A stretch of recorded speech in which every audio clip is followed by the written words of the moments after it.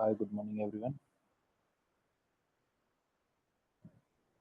Let's wait for 5 minutes for the other candidate to join, then we'll start.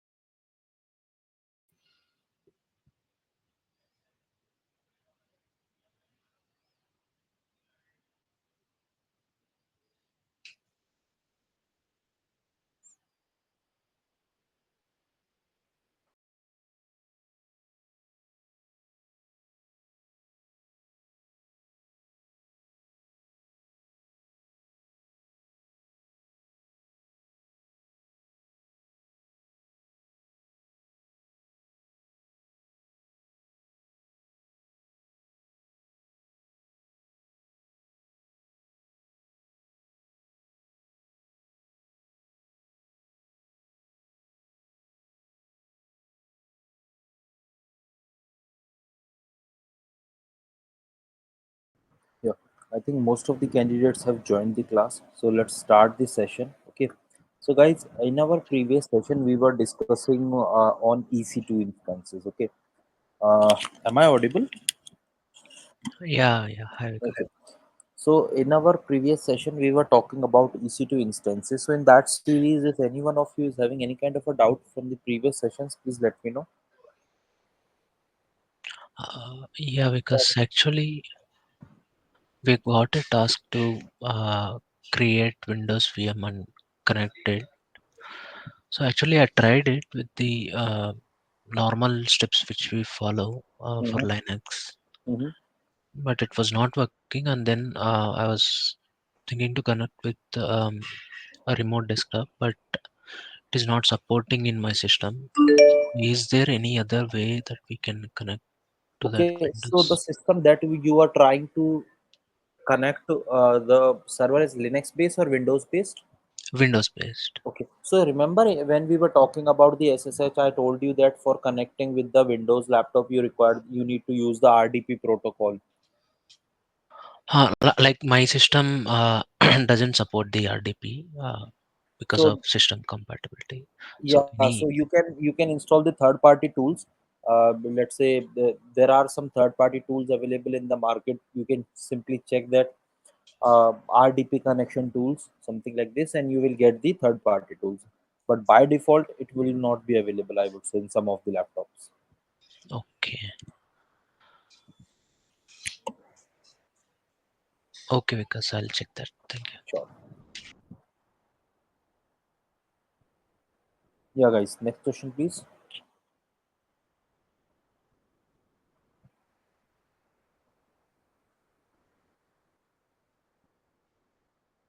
Okay. If no questions, then I'll start the class. Just let me know if my screen is visible to you guys. Is it visible? Yes, Vikas. Yes, Okay. Vikas. This okay. So in our previous session, I have shown you that how we can launch the instance, what are the type of instances we have, what is how we can select that which instance we should use. We have talked about AWS CLI also, as well as I have shown you that how you can attach a volume to the instance, how you can uh, yeah, how you can attach the volume. But in that series, remember I told you that whenever we are attaching the volume, we are taking the restart of the system. But taking the restart of the system is not a good solution because that can cause the downtime. Not, I would say, that can cause, this will lead to a downtime in your system. So the best approach to increase the disk size and to how you can do that without restarting the server. So let me just tell you regarding that. So I'll come to the volume. Okay, because these are some of the exercises that are going to be part of your day-to-day operations.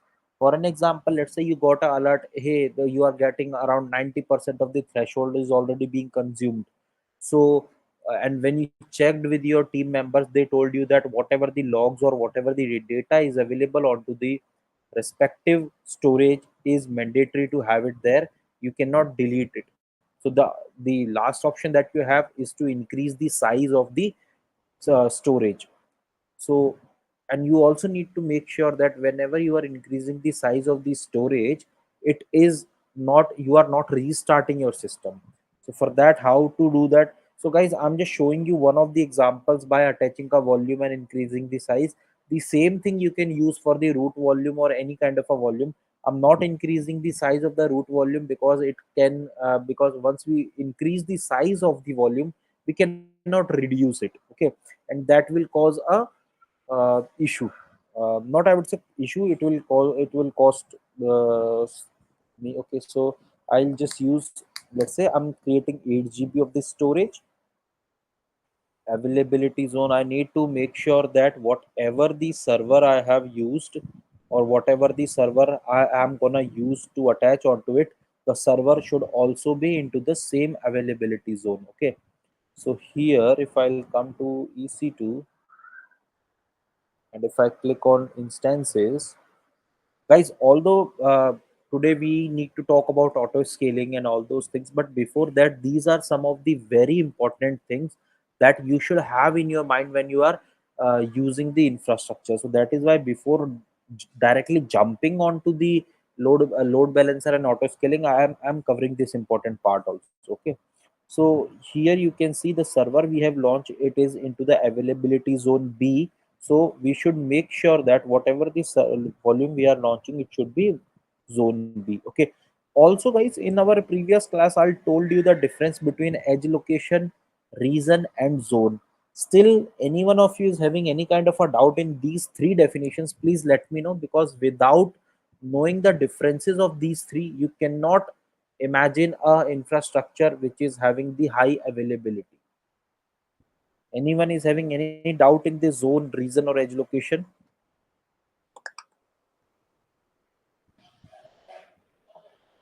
Can you tell that once again? Like, I having doubts. Like, I'm still confused on that one. Okay, sure. So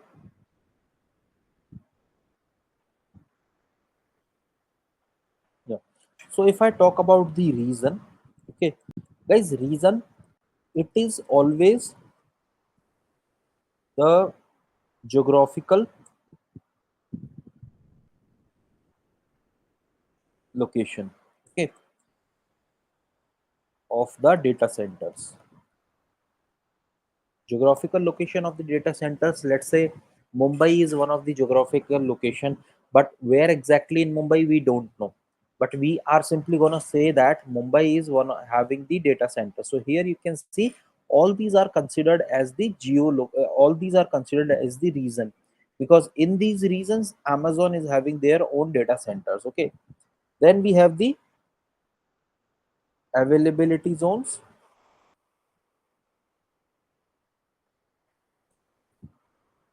So availability zones, so this is the actual location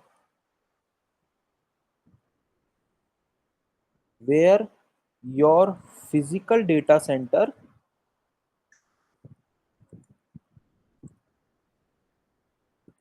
exists.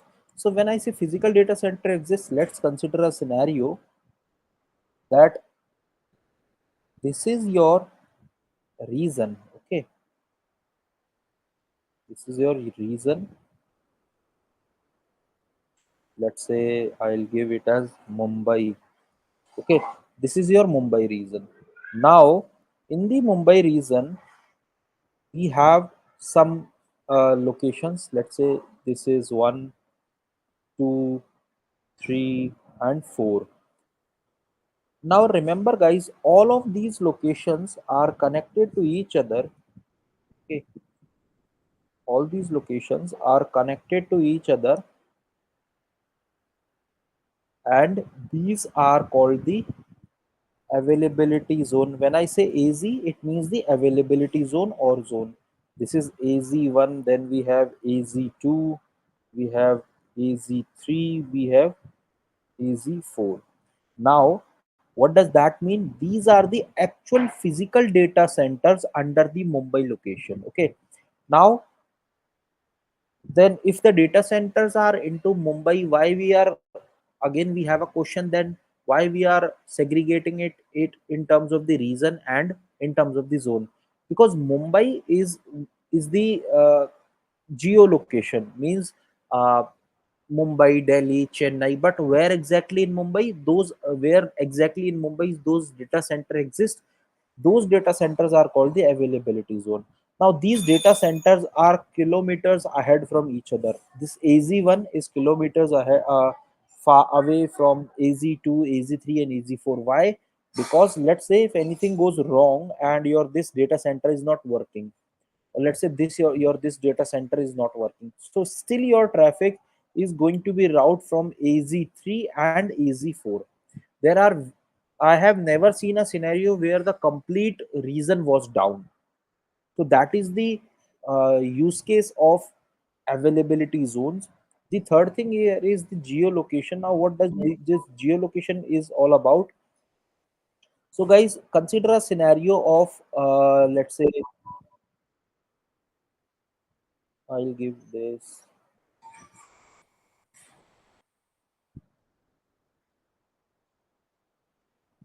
Okay, and this is your actual data center. Let's say this is your Facebook data center, this is your FB, okay, Facebook data center, and there is a person who is sitting here in India. Let's say the person is in India. Whenever he fetches any or he uploads anything, so directly he is not fetching it from the Facebook. Let's say for the very first time, whenever he upload any data, so those datas are available on the on these data centers. Okay, for the very first time, this is I'm talking about for the very first time. Now what will happen next time across the globe, whenever any person fetches a data, he or she is not actually fetching the data directly from the data centers, they are fetching the data from these geolocations. The geolocations is nothing but it is a small network of the data centers, okay, where your data is actually cached. And whenever you are caching the data or whenever you are fetching any data, those are actually those are actually being fetched from these locations. So here you can see, because we have a nearest edge locations to us, the data we whatever we are getting on our phone is in a fraction of seconds. Now let's say if we don't have the concept of the edge location, so what will happen every time you are going to fetch the data from the Facebook data center, and you can imagine the time it is going to render the data for you. So that is the use case of using the edge locations. I hope now I'm able to answer your query.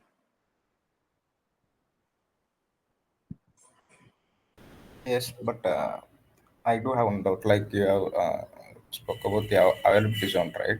So if I have the server in one availability zone and the availability zone's data center is gone, how the AWS will be route the traffic to another availability zone and the server will be transferred kind of thing, or what will happen? Should I enable like multi-availability zone So, kind of thing? first of all, it is always recommended with by the any cloud provider that whenever you are launching your application, make sure that you are launching your application into the multi availability zone. Okay, Okay. this is the first approach. Second approach, let's say it is the fault from AWS end. So they have a proper commitment with you that they will give you 99 point x percent of the uptime, and if the uptime goes uh, below that, they are going to compensate you. This is the secondary thing. I have never seen a scenario where the complete reason or complete data center was down. Yes, there are some glitches there, because let's say if az1 is down, the data is getting rendered from the az2. Why? Because they have a backup of all the things to store to their other location. But it is not the scenario that you are going to have the downtime from the cloud providers end. They have Yeah. some algos, let's say raft algo, that they have some algos which is actually working behind to maintain the high availability for you. Even if they have any kind of a maintenance activity, they will update you prior. They will update you in advance, almost 1 month or 15 days, that this is the major activity we are going to do. Your applications are going to have this kind of a impact, so to reduce the impact you can do these steps. Now they have suggested you everything, and if you are not doing the things, it's not their fault. Yeah, yeah. In the health dashboard, they'll update like the tunnel kind of thing. Yeah, I don't know. Yeah, now I got the point. Thank you, Okay. Vikas. Now here, So one more question, Vikas. yeah, Prashant. In case one availability zone is down, so Mhm. in that case, what is the role of the DevOps engineers? What we will do? So okay, so Is let's say this will be fixed by the AWS team or separate any cloud develop administrator team, or any role involvement is there for DevOps engineer also?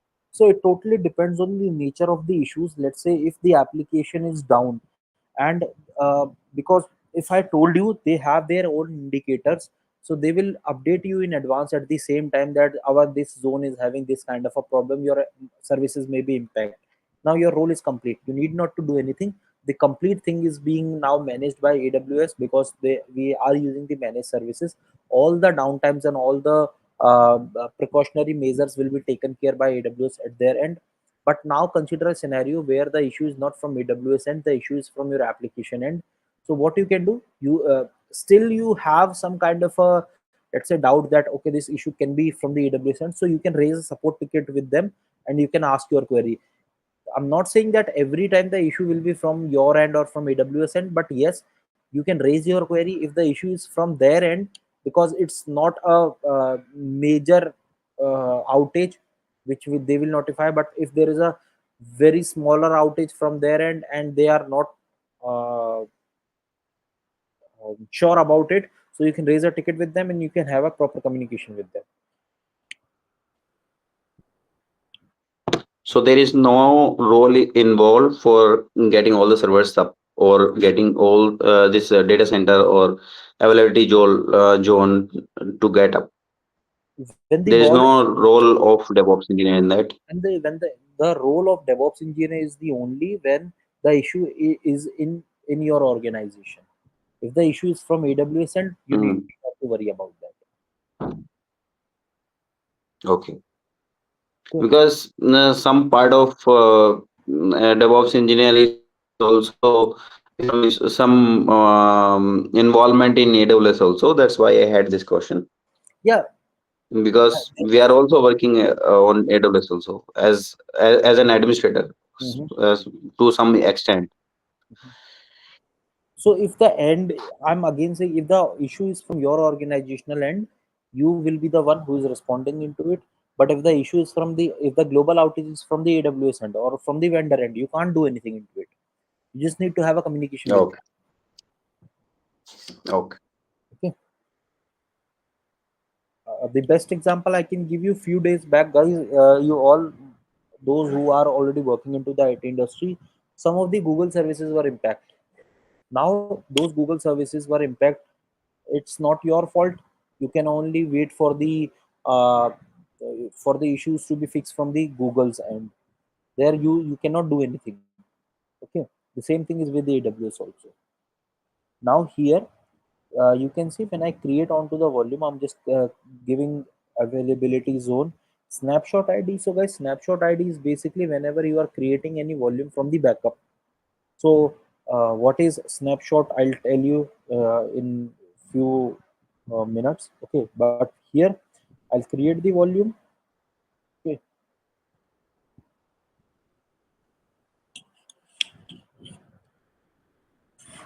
and what I'll do, let's wait for this volume. Yeah, this is available. So I'll click onto it.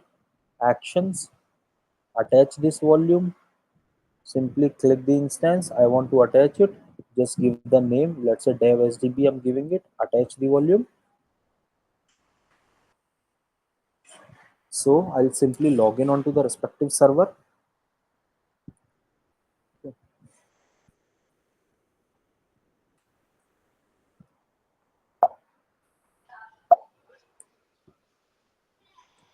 Because meanwhile, like, can we attach a single volume to multiple instance? No, you cannot. Okay.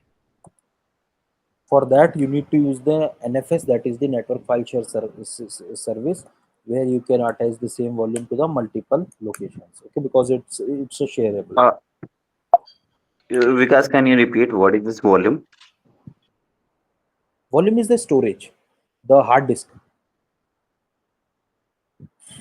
Okay, so it is already there, which is I'm attaching to the instance. It is No, already there, or we have no, no. created for. I have created it. Remember, I was showing you this dashboard. So I have created this volume. Simply, I click on the volume, click on create volume, give the respective volume type, size, and give the availability zone. In which availability zone I need to create this volume. And once I click on create volume, the volume will be created for me. Okay, and then I need to Okay, yeah, yeah. Please tell me. okay. Later on, can we modify it, Yes, we can. extend or decrease? Yeah, yeah. I'm coming to that part only. This is the exercise that I wanted Okay. to show you right now. So here you can see that I have attached this volume because earlier it was in available state. Now it is in use state. So I have attached it to it. Okay. So this is my server. So once I do df-h, you can see my volume is not there. I have created 8 GB of volume. This is my root volume, but not the one that I have attached to the system. So what we can do, can anyone please tell me, because this exercise we have already done in our previous session. LS Now what? block. Okay, very good. LSBLK. So here you can see this XVDB we have. Now we need to, all the volume is attached to our server, but we cannot use it. Why? Because we have not formatted this volume. So to format this volume, MKFS, first of all, just check that what specific file type you are using. So you are using XFS. Okay. So we can use the XFS.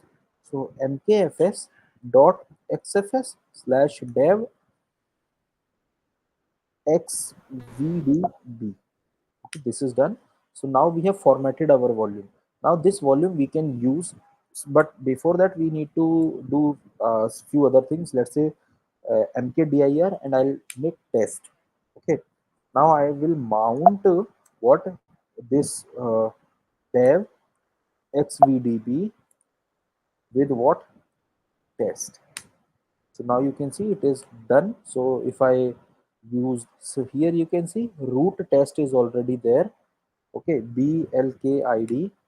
Now what I'll do, I'll make the entries of it into the fs tab, so that I can make this volume persistent. So guys, today what I'm going to do, I'm going to show you a production based scenario. This is a complete production based scenario that you will also face in your day-to-day operations. Okay, so simply I'll copy this uid. This UID is a unique ID of your storage, because every storage is having unique ID. The system don't understand the name; they will understand that which ID you are talking about. So simply just pass to the unique, just paste this unique ID here, okay, and give the volume name that you are using. So let's say slash test. So this is done. Mount space hyphen a. Okay, Root. root you have to mention. Yeah, this is done. Okay, You mount. have only mentioned RO.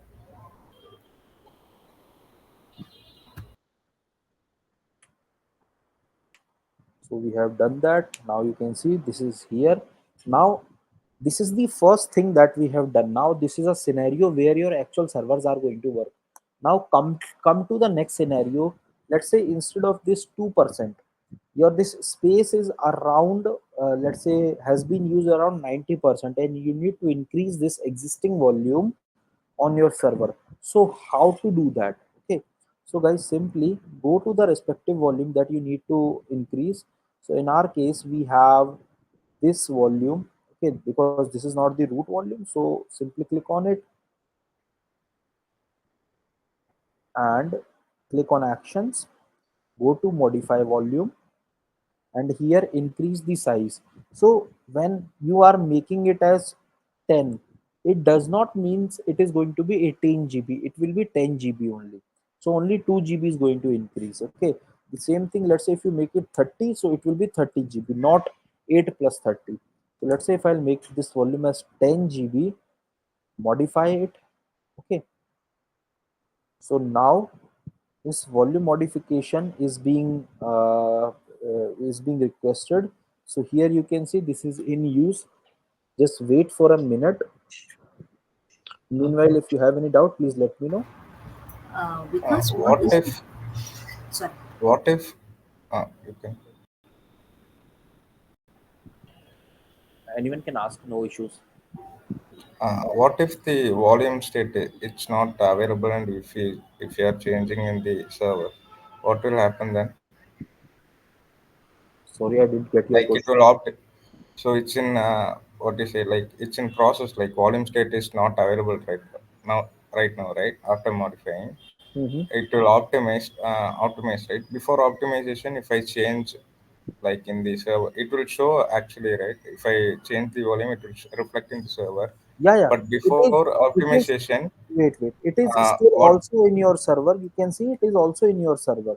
We have modified the volume size, so it takes few minutes to make your changes applicable. Okay. my doubt is, what if I change grow the particular partition before the optimization part? So Uh, you are saying what? that before attaching the volume to the server, can we modify it? Are you asking this? No, no. Actually, what I'm saying is you are modified. Like the data volume has been modified. Mm-hmm. After that, it will show like it is in. It's not in use. It is in optimization state. But Correct. in the server, what will it be say? Like we So are in modified it server, from 8 to 10. yeah. In server, it won't do anything because we have modified it onto the AWS, and we have not modified it onto server as of now. So as of now, you can Uh, see this dev xvdb will there. If any kind of a read and write operation is being done on this specific partition, it will be in progress. It won't stuck. can you please give the ls block command? Sure. See, So here it changed, right? The 10 GB is changed, right? yeah, it's The 10 GB size. changed, but here you can see Um, this change GB 10 GB is not currently being used. Why? That's Because my question actually. Before that, if I make a change, like can extend the particular partition before the optimization state, what will happen? Like, will it crash kind of thing? The volume will crash kind of thing, no, or it won't crash.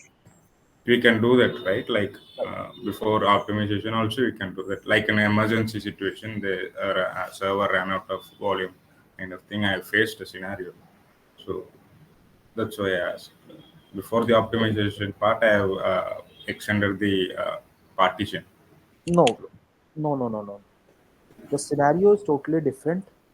The thing is that first of all, you need to, if there is no ample space on your server, okay, then what you can do, there are two scenarios, guys. First of all, let's say you are assigning 100 GB on your server and you are only using the 50 GB of it. This is the scenario one.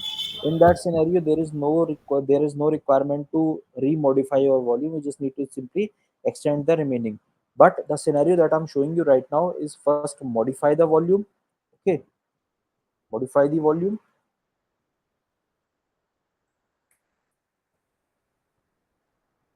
and then increase the size. This is we are doing. So here you can see that if I go here, it is currently in use optimized. Okay, so means it is in use, it is optimized, but it is not in a green state because whatever the volume we have given, we are not using it. Now, how to do that? So we have to make sure that there is a command which is called resize. Okay, 2fs, give the volume name xvdb.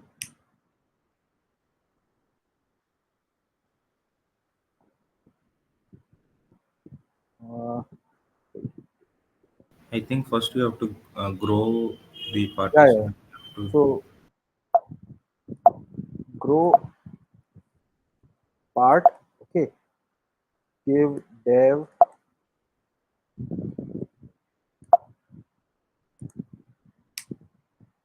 So grow part. This it's one will be. XFS grow, XFS grow kind of thing I have seen. I think so. I forgot the actual command. Wait.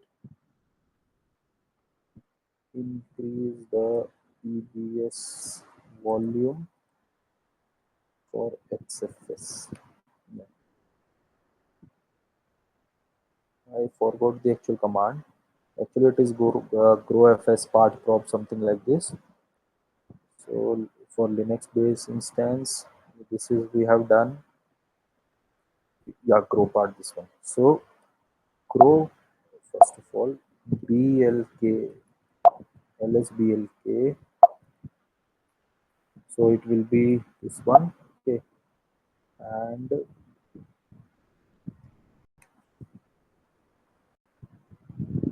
so it will be grow part dev this one, and I'll give one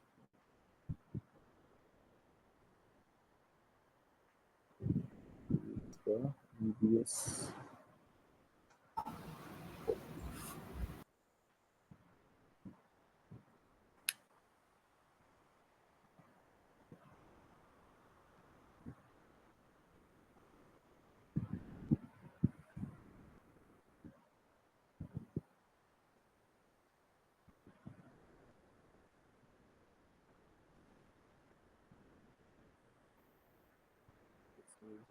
Starting with this resizing process. Okay,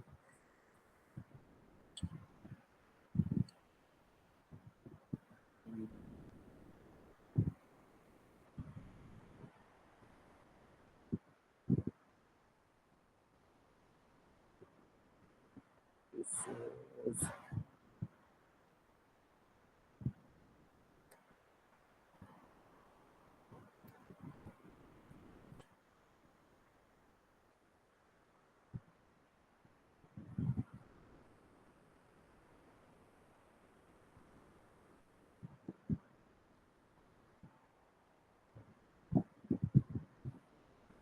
I think XFS underscore grow FS.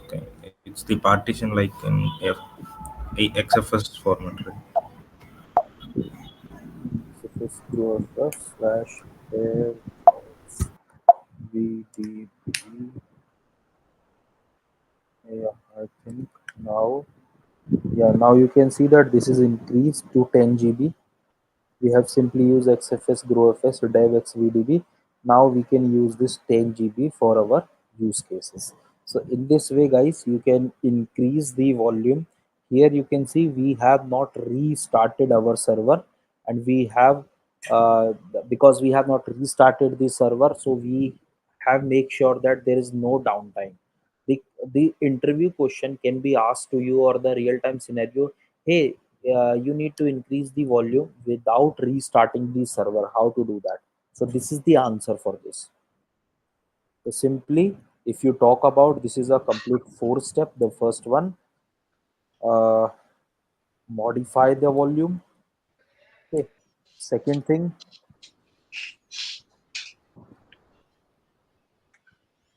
verify the volume on your server if it is increased or not by using lsblk. Number 3 is use xfs underscore grow fs if you are using xfs file system. Okay, else use resize to fs for ext4 file system.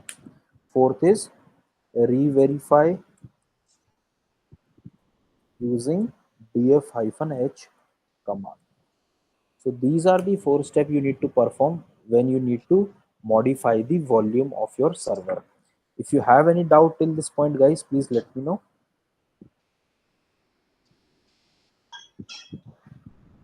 Now you can see that if I reboot the server, still the volume will be there and it will be 10 GB only.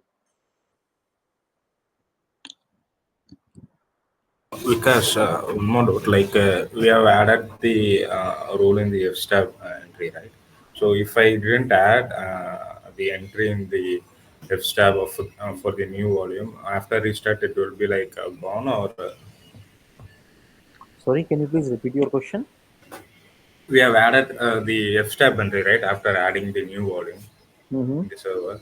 So if I didn't add the F-step entry and I have like what is it like I have Yeah, restarted the server, yeah, the volume will be gone. yeah. Volume will be there. Why? Because we have already made the FS tab entry. Okay.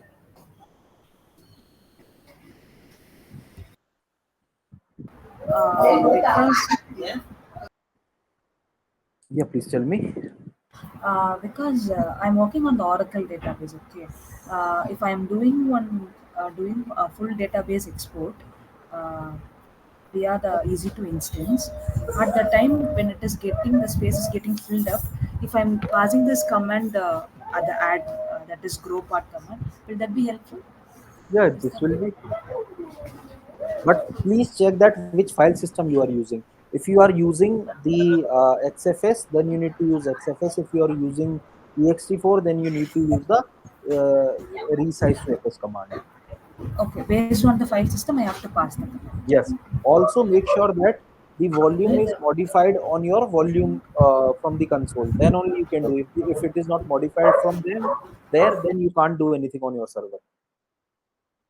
Uh, so how can I check that parameter in AWS console? So for that you not on AWS because you are using Oracle database. So you require the access of the console and need to verify that what is the actual. So simply what you can do lsblk on your server and check. Okay. So guys, here what I was trying to show you.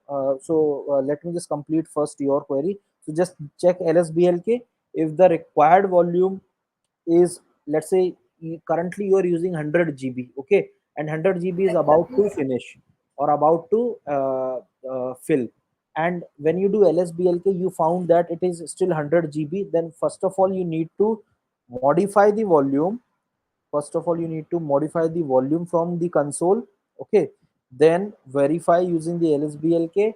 If it is extended, then use growfs, and then you can work on your respective issues.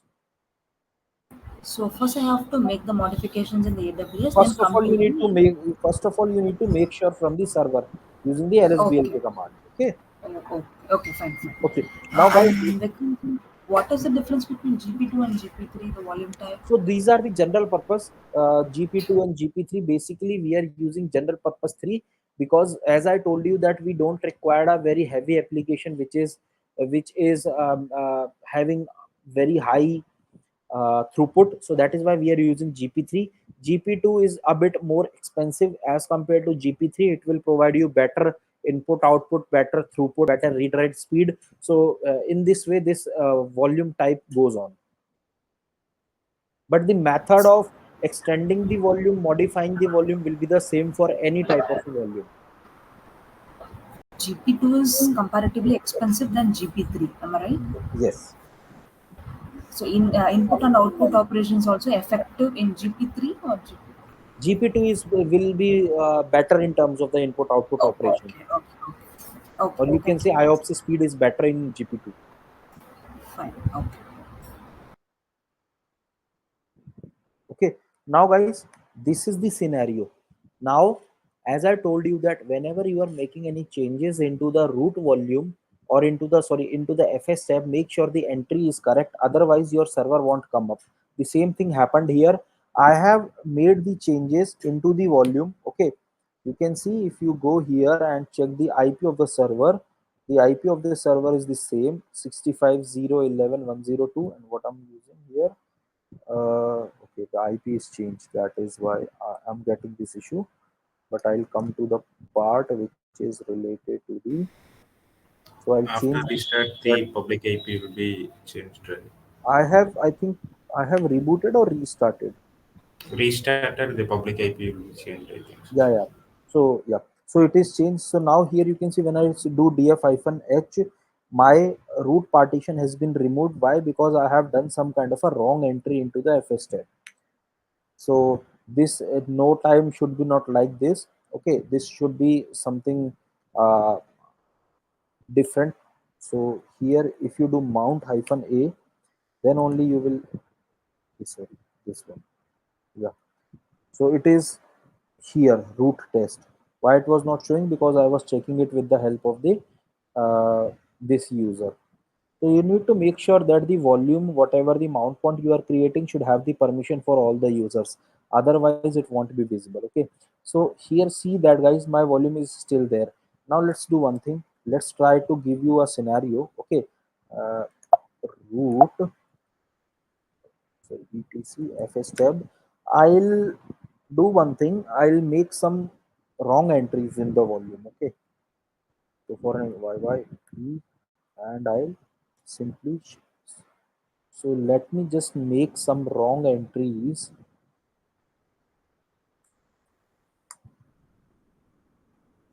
This one, and so these are the wrong entries I have done. Now reboot the system. Now you will see that your server won't come up, or if it will come up, then it will have some issues.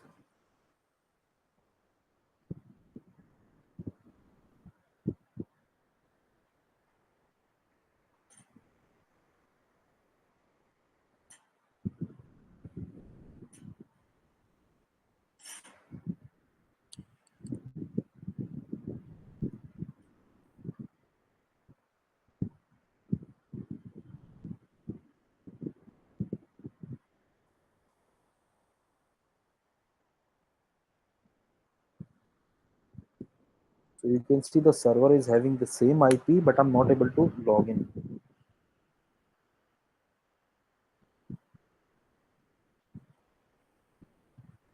Let's wait for a few more minutes. Allow me a minute, guys. Someone is on the door. Till the time the server is also come up.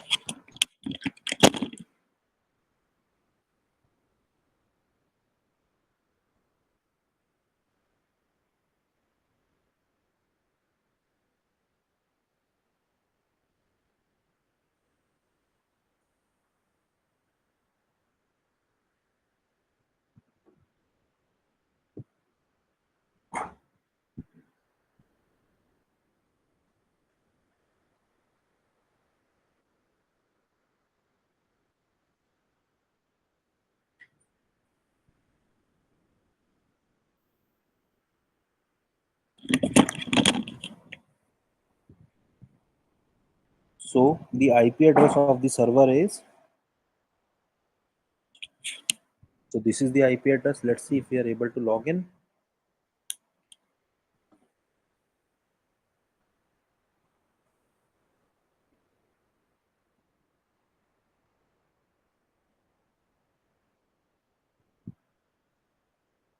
So here you can see we are not able to log in on the server. Let's try to resolve this issue also.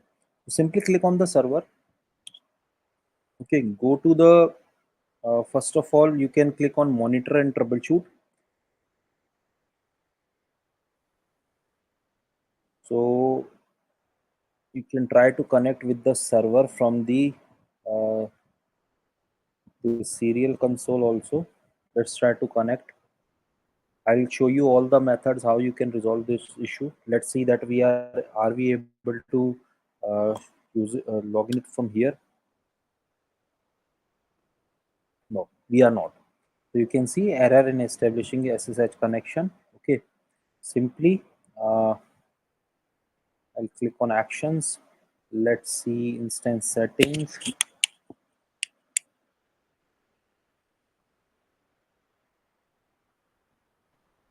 and networking.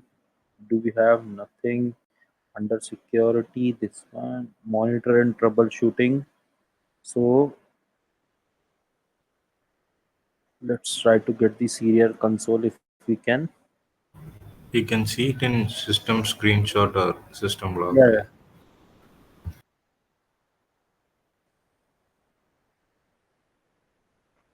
Okay, because we don't have the permission, so I'll go here.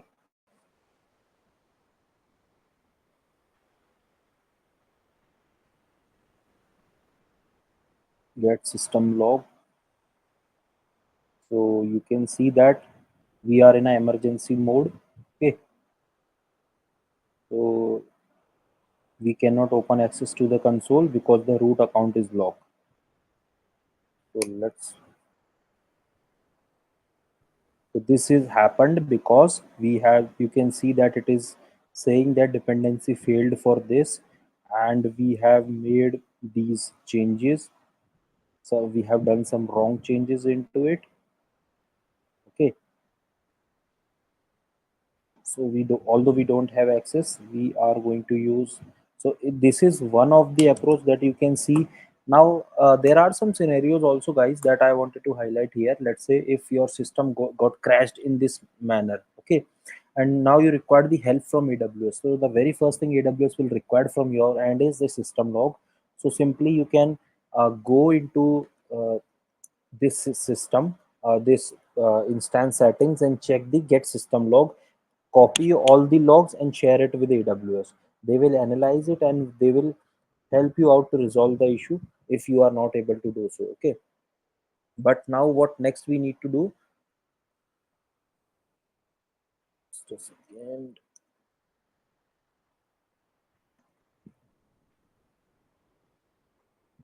So just go back to this.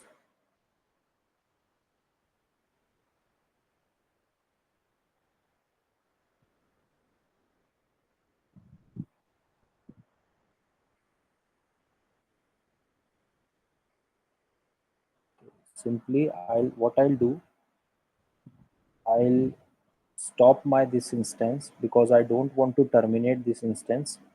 Okay, I will stop the instance, and meanwhile, We can remove the data volume, right? And it can boot up, I think so.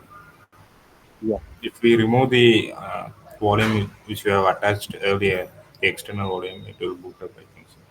yeah. But I wanted to show you something, some other thing also here. That is why I am stopping the instance. Yeah. Okay. So simply go to the volumes.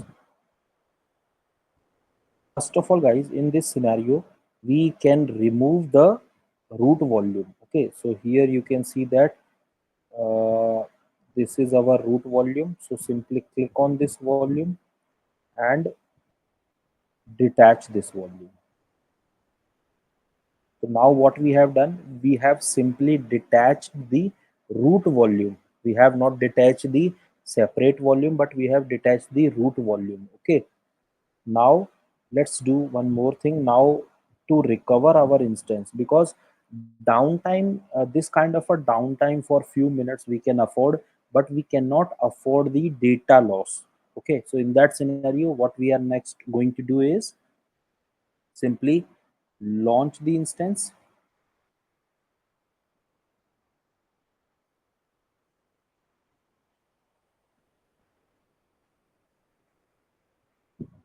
If this launch the instance, test one, select the image you have, scroll down, instance type will be there. Key pair, you can use the same that we have used. To just create a the completely similar kind of infra. Use an existing security group. I think there we were using the security group as, let me just re-verify. although we can use any security group, but in organizations, in a specific security group, we have defined n number of rules that we cannot remember easily. That is why it is always recommended to create the server with the same specs and with same configurations. So here the security group we were using was launch wizard 3. Okay, so simply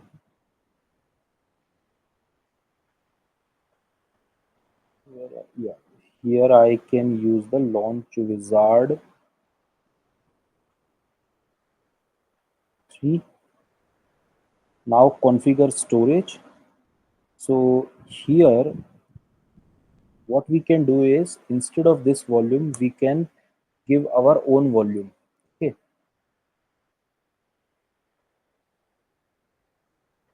let's say I'll add new volume. No, not this one.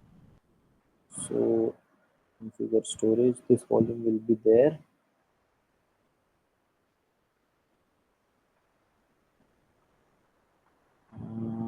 This is, I want to attach the secondary volume. Where is the secondary volume option we have?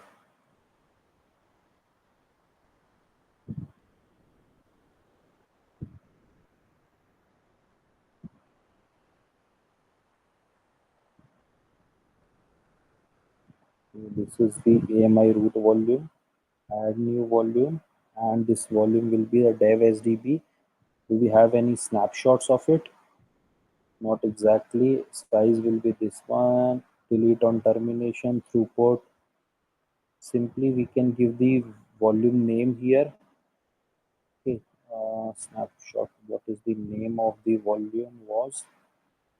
Yeah, this was the volume ID. Copy this, and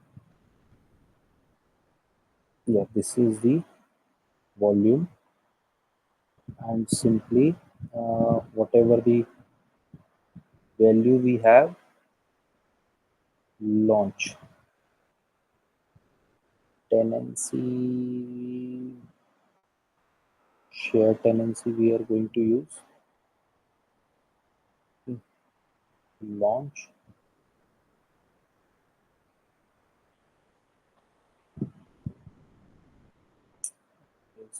here, just a second.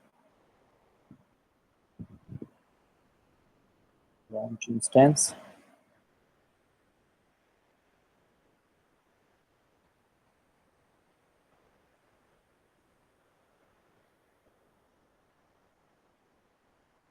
First of all, let me just launch the instance. Test 2,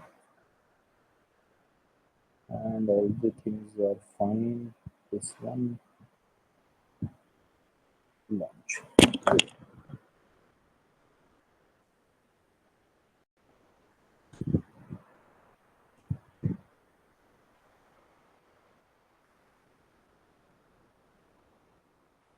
Okay, so it is launched. Go to the volume.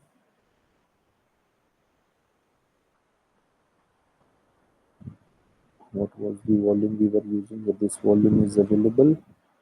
Click on it. This one, attach volume.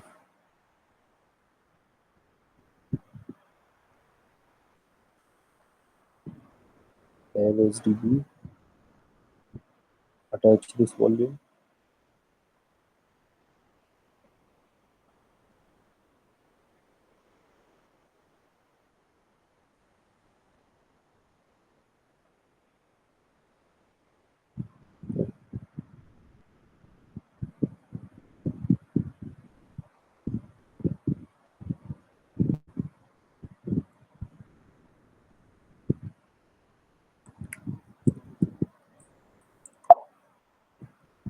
Switch -I test copy EC2 user login on the respective server.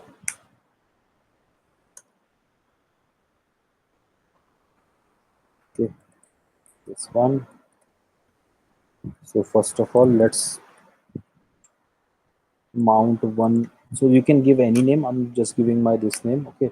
If I give lsblk, you can see I have the earlier one xvdb here of 8 GB. Okay. So what I'll do, mount what is uh, dev xvdb one. Okay. With what? With mnt recovery. Okay, I have mounted this point. Let's go to fs tab.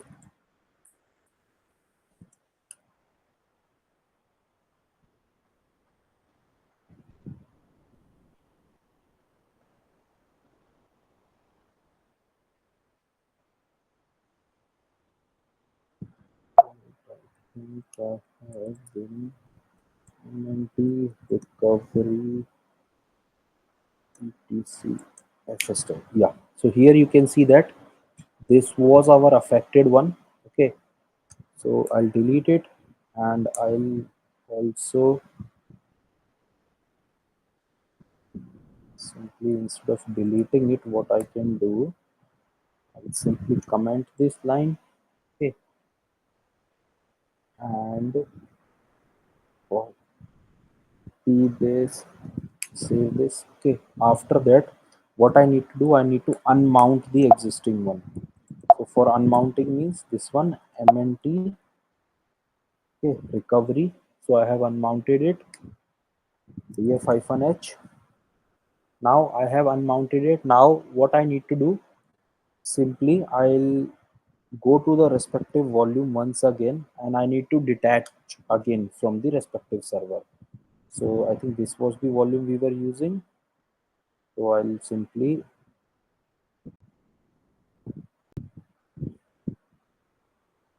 click on it, detach this volume. Okay.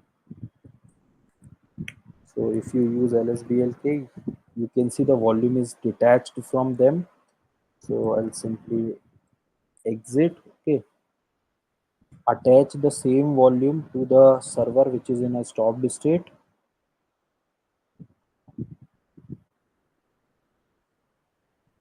Let's wait for this to once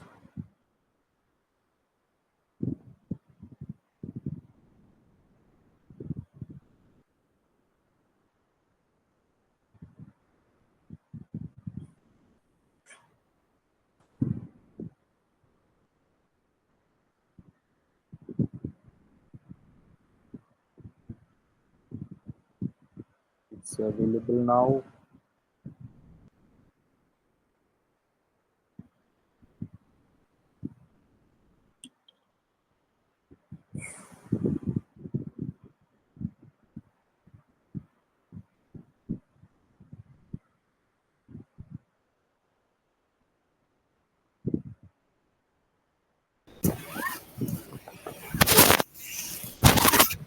It is taking some.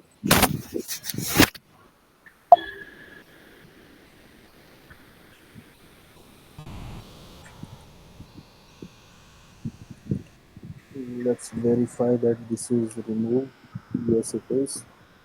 So zero.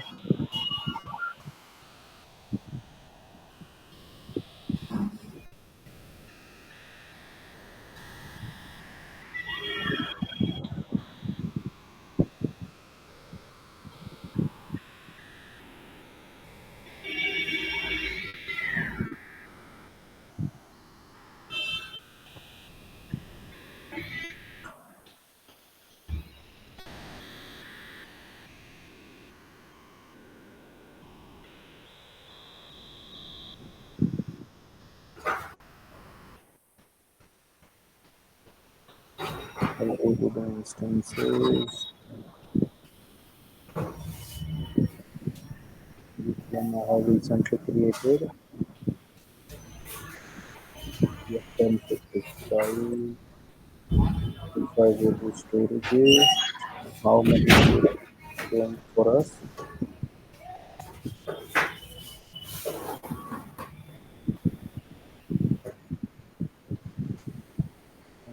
one volume we are getting here. Yeah.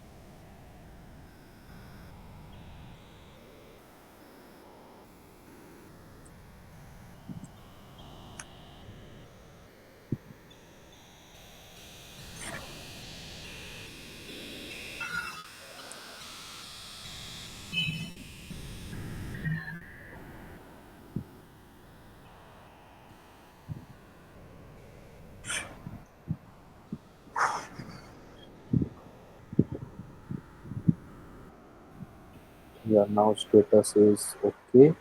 Click attach the volume. Okay, so this is the instance one we have. Device name should be XVDA. Attach the volume. Now you can see you have attached this volume to the server.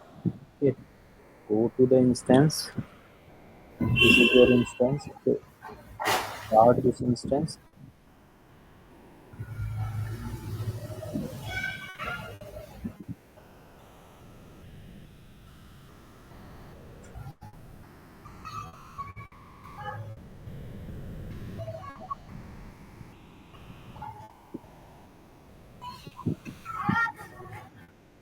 It will take few minutes for the server to come up.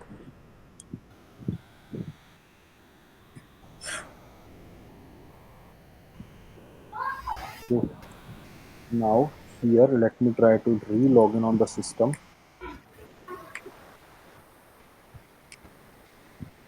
See guys, I am on the system and it is, if you go to the etcfs tab, you can see I have this thing here. I can simply remove the affected thing.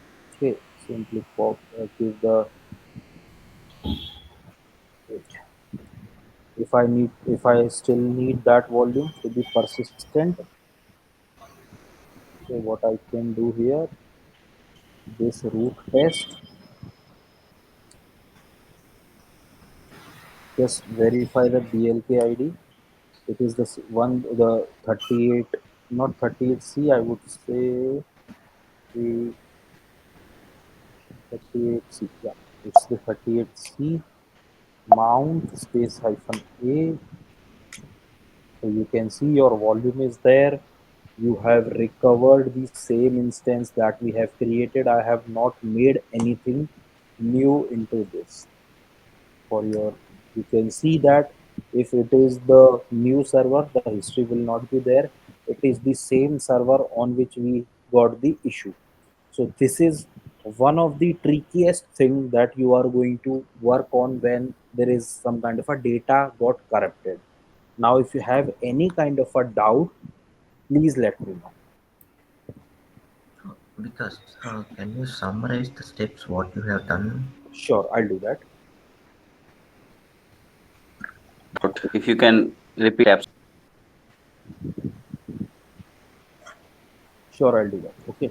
So first of all, let me just give you a gist that what exactly I have done. Okay. How to recover the, how to recover the corrupted server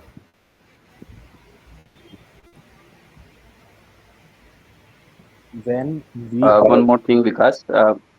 This document, is it possible for you to share with us? yeah, I'll share it after this class. Okay.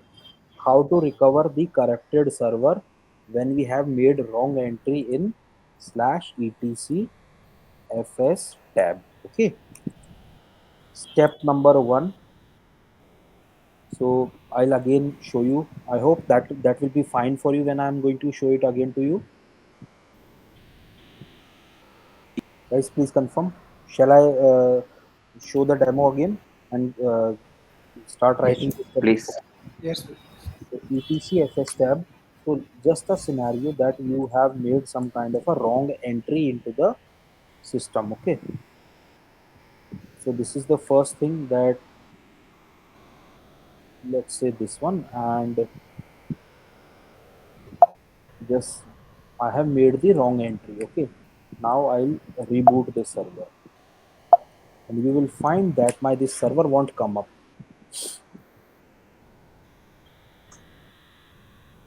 And what is this file fstep?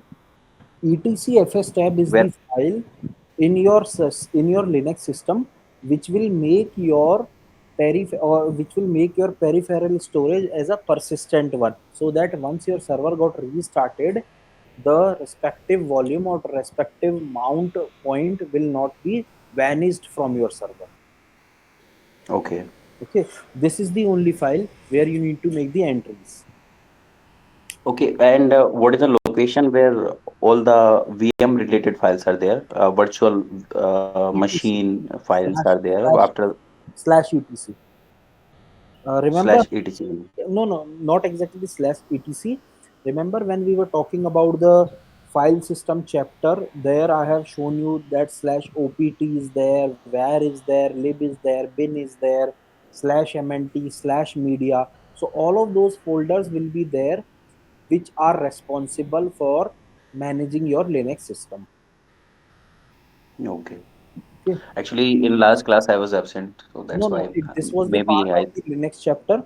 I'll show you that where you can get all those for files and folders. So here you Mhm. can see that guys, the server is now correct. You are getting the operation timeout. Okay. Even when you check here, your server is running. Okay. Although the IP might be changed, I'm using 244. Is it the same? Yes. The IP is not changed here. Yep. The IP is not changed here, but I'm not able to log in. So for the Anyway, IP should not be changed, must not be changed, right? In the production the environment. production, you are going to use the private network. So in private Mhm. network, IPs do not change. Okay. Okay, because here I cannot create a complete VPC for you where I'm going to attach the uh, n number of AWS resources. I cannot create a complete three-tier infrastructure. So that is why Mhm. I'm using the public IP here. Okay. So anyway, in case of like in realistic environment, like for example, we want to access facebook.com. So the current IP of that host name is 244. So if it changes, like it changes to 245, for example.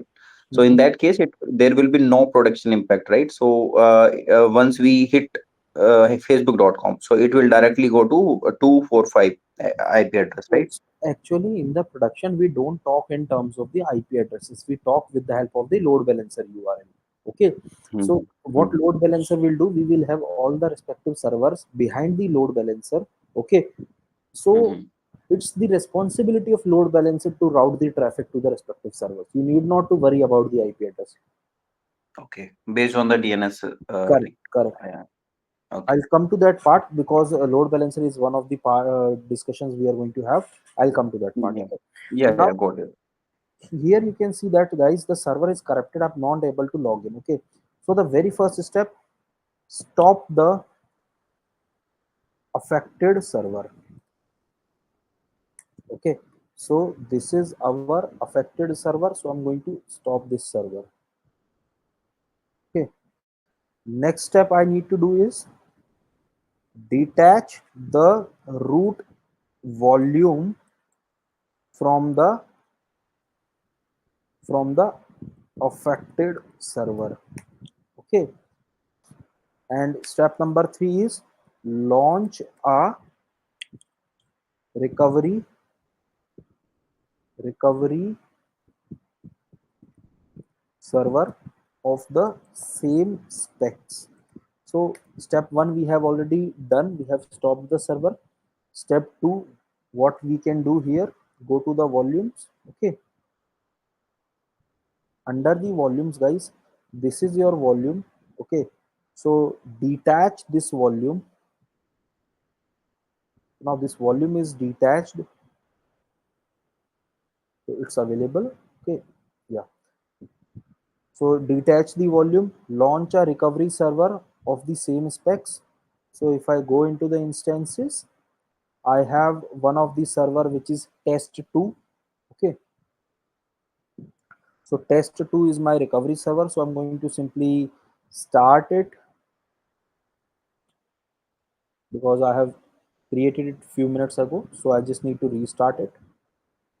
Guys, believe me, this is a very good activity when you are doing it into the production, because you won't believe in the organizations people are having 12 to 15 years of experience and they don't know how to increase the server specs or server storage without stopping them. And if your server got crashed, they don't know how to recover it. Okay, now our Will server. the instance will the instance check like status checks will be there, like so there will be a status check for volume 2, right? If the volume got corrupted, will the status check will go to like 1 by 2 kind of thing? Volume never got corrupted. You have the backup of that volume as well. Let's say, let's consider your scenario that the volume got corrupted at 2 p.m. Okay, so till 1 p.m. you will have a backup of that. Recover your volume from that backup. Okay. Automatically. Yes, we can do it. Not automatically, there will be some manual intervention required, but yes, we can automate that process as well. Just like taking a snapshot and Correct. taking the last snapshot and creating a volume and detach and attach the new one kind of Correct. thing, right? Yeah. So here And you can see the server is created, the recovery server is created. Okay, I'll just give the IP of the recovery server. Okay, so the step 4 is login on the recovery server. Step 4 will be now attach the root volume that you have taken or that you have detached from the corrupted server. Okay, now attach the root volume on the recovery server that you have detached from the corrupted server. So simply what I'll do here is I'll go to the volumes. Okay, simply click on it, attach this volume, just check the server. This is running. Device name should be SDB, whatever you want. Okay, I'll mention. Now attach the root volume on the recovery server that you have, recovery server, as secondary volume, because you cannot launch it as the primary volume, as secondary volume that you have detached from the corrupted server. So if you check here now, guys, we have lsblk, sorry, lsblk. You can see the volume is here. Okay, now step number 6, create a recovery mount point on the recovery server. Okay, recovery mount point on the recovery server from the secondary volume. Means here we have created the mkdir, this one. Okay, like I'll give this example also. This one, mkdir, mount this with the respective recovery point. Now step 7, mount the recovery point with the corrupted disk in this way. Okay, now after this, what you have done, let's say, simply do this. Okay, now paste this. So you can see that under the df-h we have mnt as recovery. Now go to the mnt recovery etc fs tab. Why? Because it's a root volume, so just comment this, save this, exit. It means under the step number 7, step number 8, and this will be the step number 7. Okay,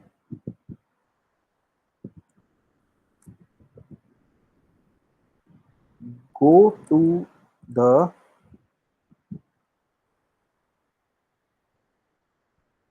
/etc tab file from the recovery point. Example would be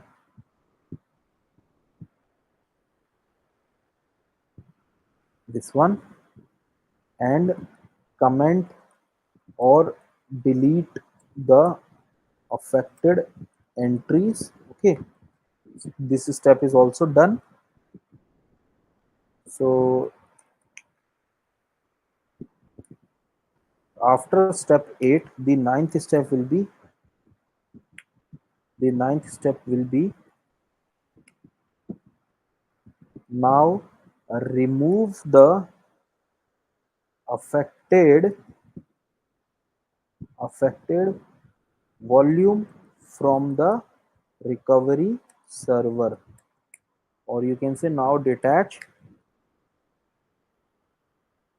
the affected volume from the recovery server. So simply go to this. Okay, and here what you need to do is, this is of our affected one. Simply click on it, detach volume, and detach. Okay. Step 10 is wait for the detached volume to be in healthy state. Once But we have already detached on the second part, right? this is from the affected server, and this is from the recovery server. Okay. So I after hope. the recovery, the last affected volume will automatically attached to No, that recovery server. we have to attach it. Okay, once the volume is once the detached volume is in a healthy state, attach it with the affected server as root volume. Then step 12, first of all, let's wait for this.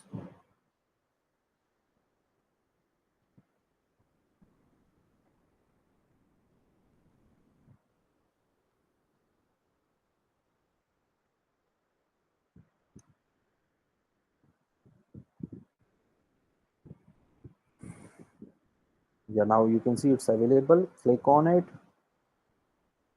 attach this affected volume, go to the stopped server as a root volume and attach. Okay,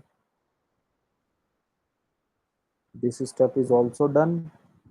Now what we can do, we can simply log into our this server, start the instance,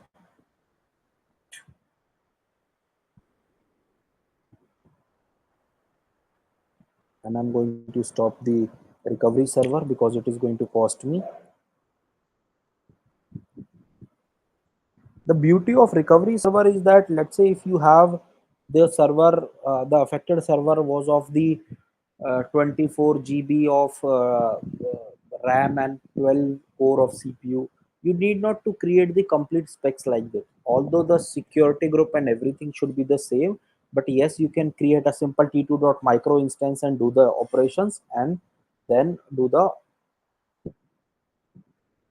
things whatever we have mentioned here. Now here the IP is changed. Okay, log in onto the server, tf-h. You can see it is Okay, so simply delete the entry, affected entry, and this one.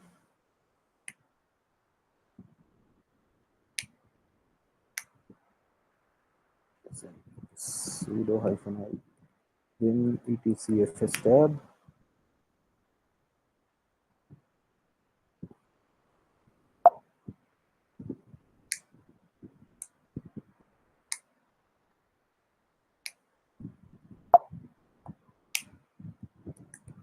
Now you can see this server is recovered.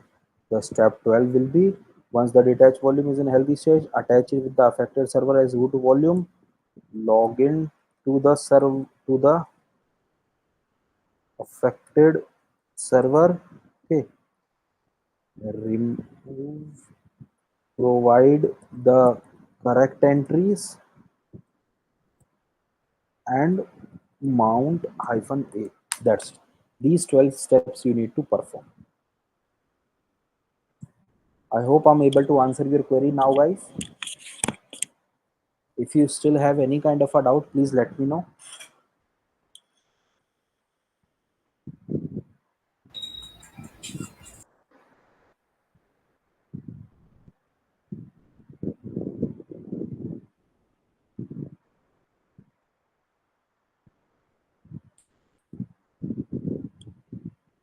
Hello.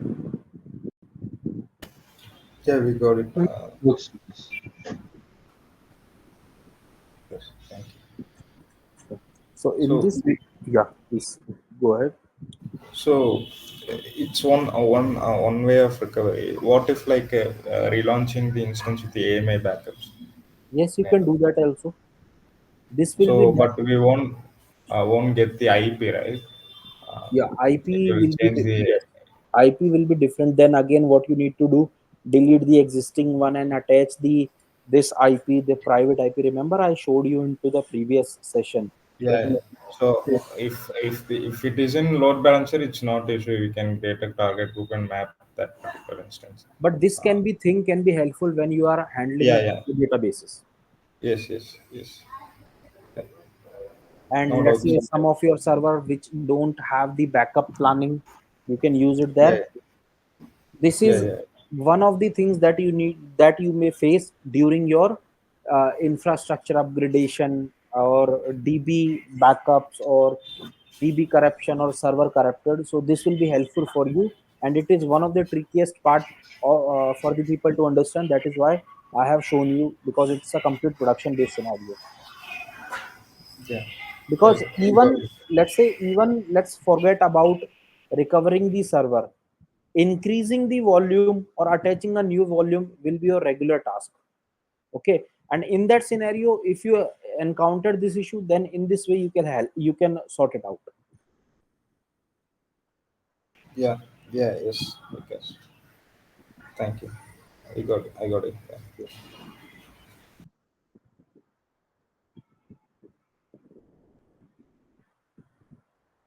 Yeah, guys, any other questions you have?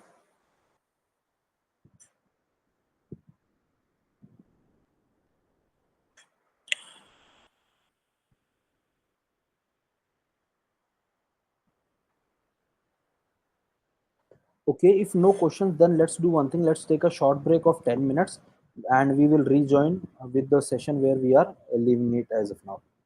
Okay.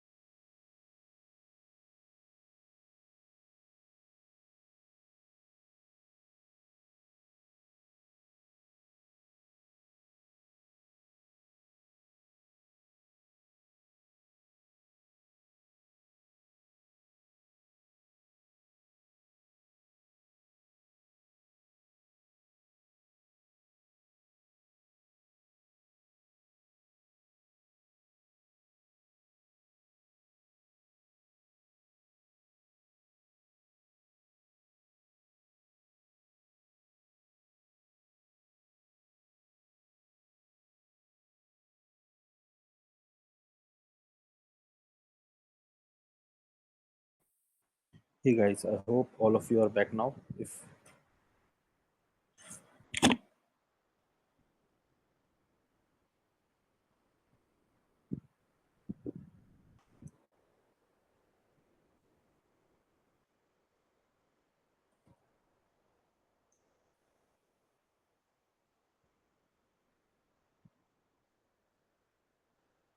okay, guys, if you have any kind of a doubt, so please let me know.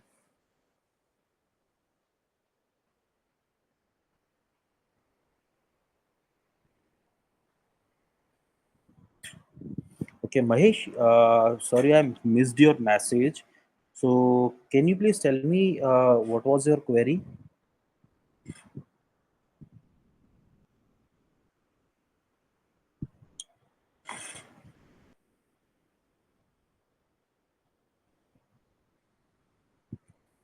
Sorry, because yeah, I mean, I was having doubts initially, but now it is fine. I mean, I hope you explained it again, so it was fine. Okay, sure. Yeah. So guys, we have discussed most of the day-to-day tasks that we are going to use in AWS. Okay, we have also discussed that how so whatever the things that I have shown you here related to EC2, these are the repetitive tasks that you need to perform. Now let's jump on to our next thing. Although I'm going to now here, what we are actually going to do is we are going to talk about the load balancers. Okay, but yeah, so we are going to talk about the load balancers. But remember one thing, guys, I already told you that the way we are going ahead in this batch, let's say initially we have discussed about Linux, we have discussed about shell scripting, we have now we are discussing about cloud computing and AWS. So all the things are going to be compiled together, and at the end you are going to create a project. Okay, so if you have any kind of a doubt at any point of the things, or let's say you are not able to answer to ask your question in any of the class, so you can ask the questions in upcoming classes or whenever you feel comfortable. Okay, now load balancer, so we are going to use this load balancer with EC2. So first of all, according to the name, forget about anything technical aspect or forget about anything. According to you, what can be a load balancer? Can anyone please tell me?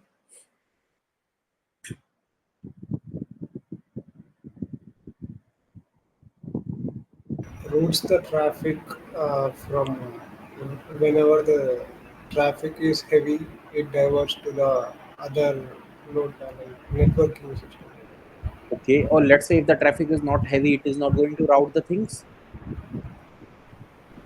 It will route the things, but it will uh, make into the parts and divert the traffic. Okay, anyone else? So whatever be the request field that comes in, it is going to allocate the request across the servers evenly. Okay, so guys, as the name suggests, load balancer is actually going to balance the load on your system. So balance the load on your system doesn't means that it is uh, on the basis of the incoming request. The load balancer basically works. Okay, so if I talk about the load balancer, so it is a service, okay, that will be automatically distribute, not route, but distribute the incoming traffic across the multiple targets. Now, those targets can be your EC2 instances, those target can be your Docker, those targets can be your, let's say, instead of Docker, if I'll put containers here, it will be a good term here. Those can be your containers, even those can be your IP addresses. Now, because it is going to distribute the incoming traffic across the multiple target. What is the benefit of using the load balancer? So the very first benefit is the high availability. Now when I say high availability, how it is going to provide the high availability? So let's guys consider a scenario. Let's say, okay, let's say there is a website. Okay, there is a website, there is a www.abc.com. Okay, and you have servers here. Let's say these are some of the servers. Now what is happening, this www.abc is having around 7 million of traffic. Okay, so what will happen, let's say if we have not given any kind of a terminology, let's say the load balancer type, then what will happen, all the load will come to one server only, because we have not defined any logic to distribute the load. Okay, now what will happen, because 7 million traffic is keep on coming onto a single instance at this specific interval of time, your rest of the servers are idle, they are not having any load onto it. So what will happen, finally your this server will get crashed. Okay, and now again the request will be on those, and the same scenario keeps on going. So this is the scenario when we don't use any kind of a load balancer. But if you use load balancer, how things generally work, let's say you are having www.abc.com. Okay, okay, and forget about this, let's say it is having around 10 million of traffic also. So what will happen? These are your servers or targets or whatever the targets you are going to use. Okay, because this load balancer is a very smart tool. So what it will do? We just need to define some set of permissions into it, some set of instructions. On the basis of that, it will going to route the traffic accordingly. Let's say this one, this one, this one, and this server as well. So in this way it is going to route. Now here you can see that the load is completely distributed across all the targets. So you can see that once the load is distributed, the next request whenever it is coming, it will be routed to the idle server. Let's say the first request come here, second, third, fourth, fifth. Now again this server is idle, this server is idle. So this request is going to be in a round robin manner. So there will be no there will be no failed request here, there will be no server will be down here. Why? Because we have distributed our load. Okay, now the very first one is the high availability, the second one is also the fault tolerance, because we are going to distribute the traffic across the multiple targets. So we are making sure that the no complete traffic is routed to a specific target. So in this way the application will have the fault tolerance. Scalability, so when I say scalability, so guys when we introduce auto scalers with the load balancer, so what will it do? Let's say if my these five targets are not enough to maintain the load, so what it will do, it will in the back end it will attach, it will automatically in add some other targets as well and start distributing traffic onto those as well. So in this way you can see that we are having the scalability. And the last but not the least thing is the efficient resource utilization. Now when I say efficient resource utilization, why? Because let's say if all my servers are having, if let's say one of my server is rendering all the requests or entertaining all the requests, then we require a very heavy resource for those servers. But what will happen when the load is distributed across multiple targets, the minimal number of resources can be utilized to ensure the high availability when we are managing our application. Now if you have any kind of a doubt till this point, please let me know.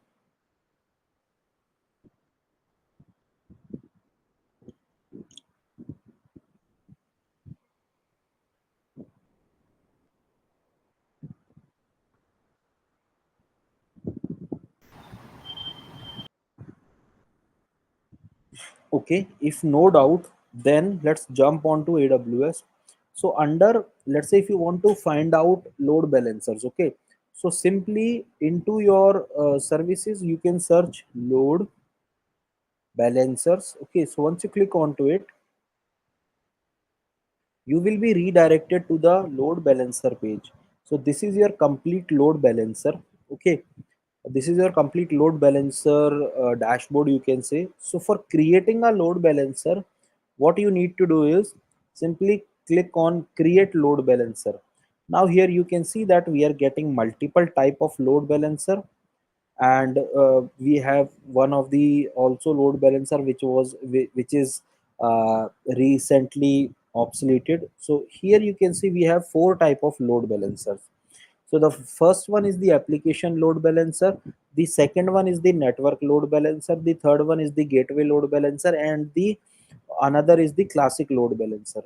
Now as being a DevOps person, as being an architect of your organization, you will be the person who is recommending that which load balancer should be used in which circumstances. Now I'm going to tell you that how to make sure that which load balancer you are going to use and where to use which kind of a load balancer. Okay,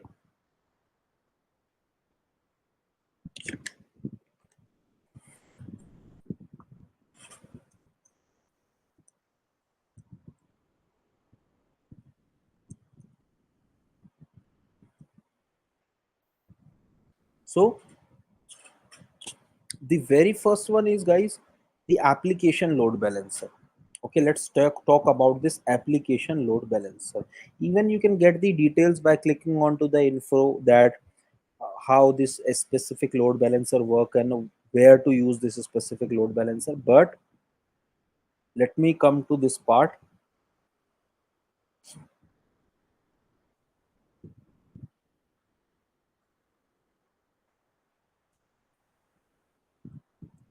The first one is the application load balancer. Okay, now what is the use case of application load balancer? What are the key feature of this load balancer, where to use this load balancer, and what are the use cases of this load balancer? So we are going to talk about each and everything in a very detailed manner. So the very first thing here, guys, so let's say it supports host and path based routing. What does that mean? So let's say you are having a traffic. Okay, let's say that these are your servers. Okay, now what you want, that whenever a request will come to www.abc slash, let's say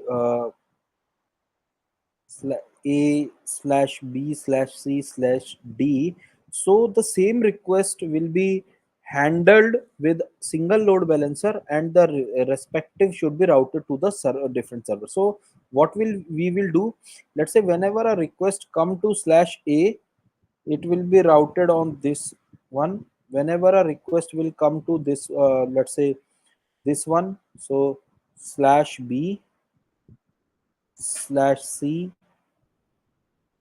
slash d slash e.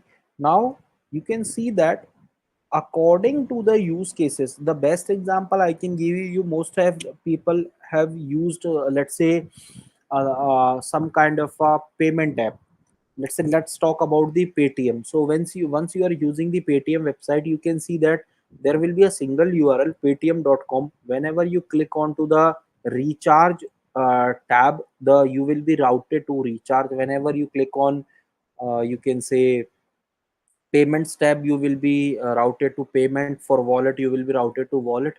So all the thing is actually in the background working with the help of the load balancers. So what will happen, each and every application will have a different server associated with it. But what we have done, we have associated this www.abc.com. Okay, and this abc.com is having a load balancer, and into the load balancer we have done some kind of a routing that is basically routing the traffic according to the whatever the host or path based routing we have done. Okay,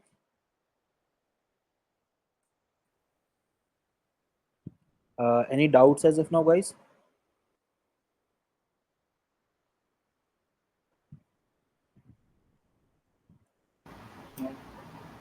Okay. Now the next thing here is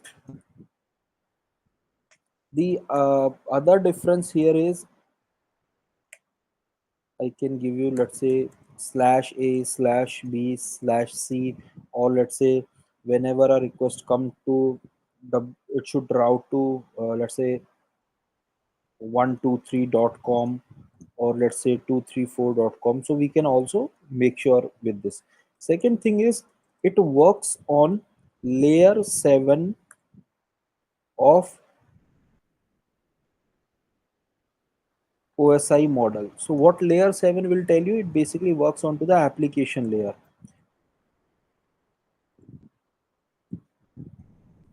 Application layer of the OSI model. Okay. Whenever you want to design your application to distribute the traffic smartly on HTTP and HTTPS, okay, use this load balancer. Okay. So another thing here is whenever you required bi-directional communication, or simply we can say that WebSocket support is provided into it. So what is the role of WebSocket? So whenever you require bi-directional real-time communication, okay, so you can use application load balancer there. Whenever you required that SSL termination, which means that your request should come to HTTPS, but internally it should be routed to TCP protocol, because your application, sorry, TLS, because your application handles the TLS one. So you can use this. Okay.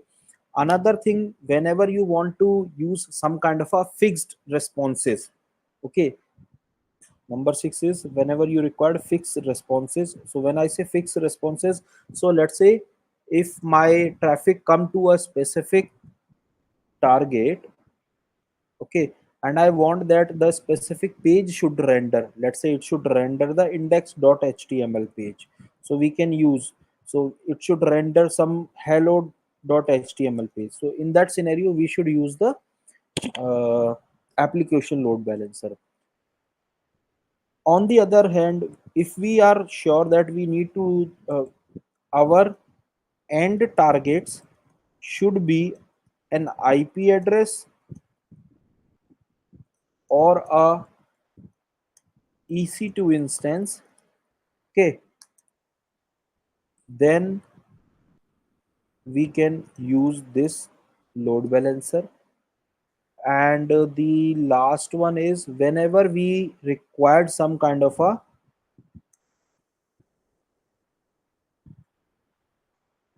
third party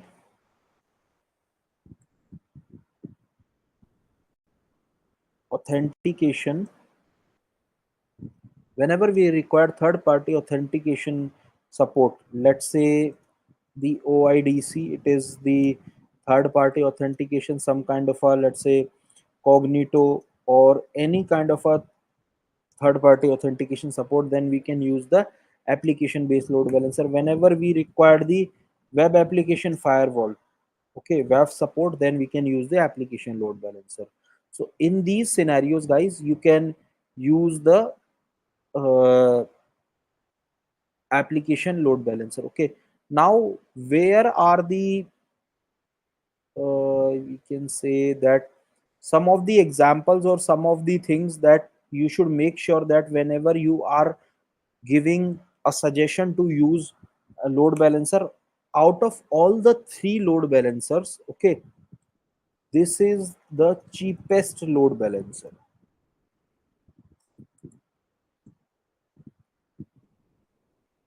Okay. Also, uh, yeah, this is the cheapest load balancer, and mostly I would say in my career 70% of the traffic are managed by this load balancer only. So this is the use case of using the application load balancer. The main example or the main two or three points that a company is required to suggest is that it supports the application load balancing, or it works onto the layer 7, that is the application layer. So it makes your application to perform better.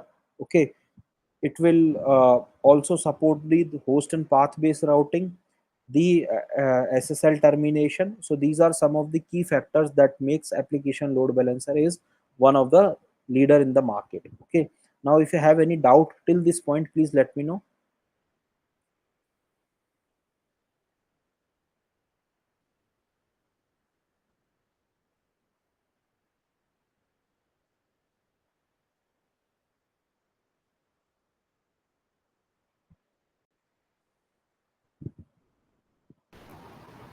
No. Okay, if no doubt, then let me just show you here that how you can create a application load balancer. Then I'll show you how to create network load balancer and give the details about it. So simply for creating an application load balancer. Uh, Hi, Vikas. If you can repeat the points like a little bit, like some of the points I'm not able to understand. Okay, can you please tell me which point you are not able to get? Like first part, it's suppose host and path based routing. It is the like this part. Can you repeat like what is it? Okay, so let me just tell you. Okay, I'll show you. Can I show you this with the practical example? Okay, that is fine. Okay, so here let's say we are creating a load balancer. Okay, so once you click on load balancer, it will first of all tell you that how the application will work. Okay, now simply give the load balancer name, let's say test application load balancer. Now guys, always there are two kind of a load balancer: internet facing load balancer and internal facing load balancer. Okay, internet facing load balancer are the load balancer that are publicly accessible. I'm again repeating, they are the load balancer which are publicly accessible. Means you can simply, once you hit this load balancer, you can easily access it out of your company network. Okay, so this is called the internet facing load balancer. And there is an internal facing load balancer also. So internal facing load balancer are basically used to serve the traffic internally or in your company network. Okay, you are going to create a blend of internal and internet facing load balancer according to your organization. But yes, definitely you required one load balancer which will be internet facing, that is going to route your traffic from an out from the outer world to your organization. Okay, now when I click on internet facing load balancer, there are type of stack I need to select. So IPv4 dual stack without public IPv4. So basically 99% of the cases are there that we are going to use IPv4. Dual stack and dual stack without IPv4 is required for the IPv6 kind of a communication. Okay, but we are going to use IPv4. Network mapping means now here we need to select that in which VPC we want to create our load balancer. So I am going to uh, use the default one. This IP pool is recently been introduced by AWS. We can optionally Sorry to disturb. yeah, For creating the load balancer, it is necessary or must to create the BPC. It yes, will not be created without BPC, yes, right? it won't be. So if we don't have any VPC, so it will give us the default VPC. Correct. Okay. Okay, so here let's say now it is asking for the availability zone on subnet. It means that let's say we are having if we select only one this availability zone, so what it will do, we are not maintaining the high availability because we are going to launch our uh, internet facing load balancer in a single availability zone. Somehow if this zone got crashed, our application won't will not work appropriately. So that is always recommended to use the maximum number of availability zones available into the respective region. But remember, this is a chargeable thing, so you need to discuss it with your organization. Basically, no organization is gonna bear the cost of the downtime. They are happy to to opt all the availability zones. Okay, I have selected all the availability zones, so you can see that we are having this IP, we are having this IP. So each and every availability zone is having a separate CIDR block. Okay, now here it is checking, it is asking for the security group. Guys, always remember, EC2 instances will have a separate security group, and your load balancers will have a separate security group. Doesn't mean that you can't use the same security group for both of them. You can use it, but generally we segregate those security groups between the security groups that we are going to use for load balancers and for the servers, because on load balancers there are very high possibility that we are going to allow the access for everyone, but in organization we don't provide access to everyone of the servers. So that is why we should use, it is a good practice if we are using a separate security group for your load balancer. Okay, so it is giving us a default security group. Now here comes the best part that I was telling you, listener and routing. Okay, which means that basically we create the load balancer on HTTP and HTTPS request. Okay, so here you can see that it is saying that if whenever a request come onto HTTP colon 80, the traffic will be routed to this specific target group. We need to create the target group as well. We can add n number of these listeners. Listeners means the IP, the protocol on which my traffic is going to act. Okay, so here before creating the target group, before creating the load balancer, we should create the target group also. Okay, so I'm just routing to target group. Guys, just a second. I am just switching my network. Just a second, please.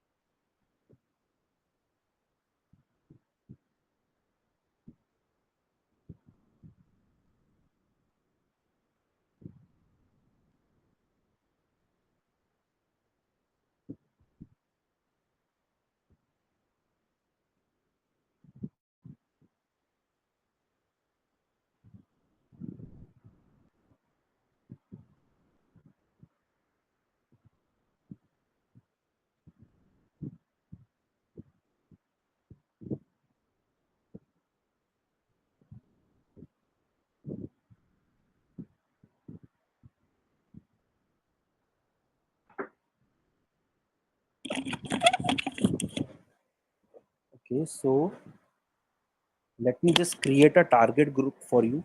So simply how to create a target group? Simply under the load balancer sections only, we have this target group. So when you scroll it down, you can see target group. Click on this target groups. Okay.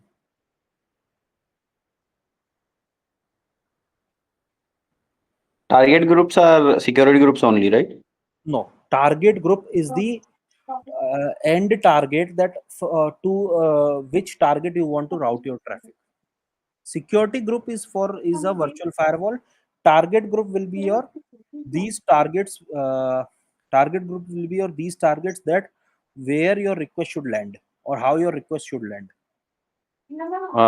They might be instances or Instances, uh, IP addresses, any IPs. AWS services like Lambda functions. It can be anything. Okay. Okay. So I'll create target group. Here it is, you can see that it is asking that what kind of a target group you want to create, whether you want a target as an instance, a IP address, a Lambda function, or any other load balancer. So most of the cases we are going to use the instances. Okay, So I'll give this target group name as tg underscore a. Okay, and the protocol that I'm going to use here is http, means my request should land on port 80. IPv4 will be there. This is there.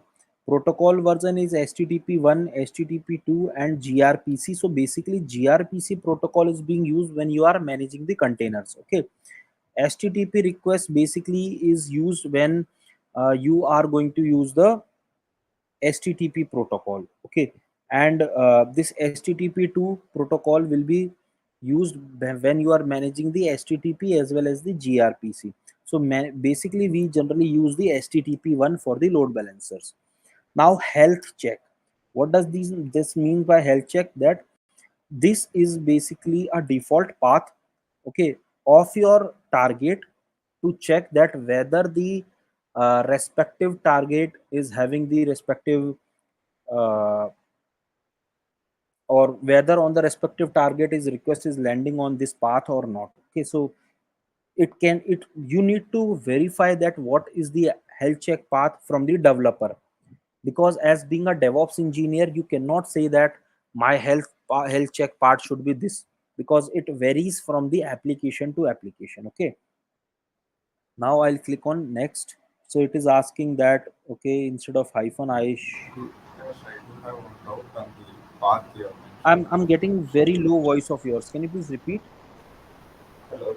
Uh, I'm getting a doubt like the path column you have mentioned, like it's slash, it will check if it is slash, if we give slash it will check the actual server's root path or kind of thing, or the application. It will check these actual server's root path, basically where your application code is getting fetched. So this is the default path. If we are not defining anything, this will be the default, but you need to ask this path according to your organization, because somebody is going to use other path for your application. Basically each and every application requires some kind of a health, need to create some kind of a health check url, which is responsible to check that whether your application is running fine or not on this specific path, and that So path is created by the developer in their code. this part, like what do you say, like if I have application like in like I am hosting an application in Apache and the root path is where www.html. So should I give that particular path, or the root path like slash? It will take everything. So Kind of. by default if you put slash it will take everything, but if you want to give a specific path, okay, then you need to ask with your developer. It's for a single listener, right? So if we are creating multiple listeners, we should be giving path like this, or it's for a single listener for the whole or the whole load balance. It's for the single listener, I would say. Okay, thank you. Okay. Now here,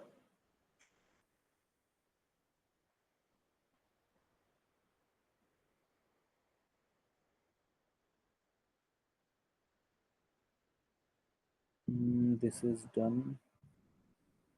Next. So you can see now it is getting created. Okay, we have this instance. Now we need to register this instance. So I am registering it with port 80. Again guys, this on which port your application will be listened or not is a matter of the developer. They will tell you. Okay, we just need to add those paths. So after clicking onto it, include as pending below. So now this will be added here. In the organization every target will have one or two, at least one target behind that. Okay, and create the target group. So now you can see that this target group is created and it's in a unused state. So let's wait for this to be in a healthy state. Always remember there is a scenario where you will get the 503 service unavailable kind of a error. This can be because your health check url is not healthy. Okay, so let's try to, we also need to make sure that this service is already running on our server on port 80. So let me just re-verify that whether port 80 is live or not.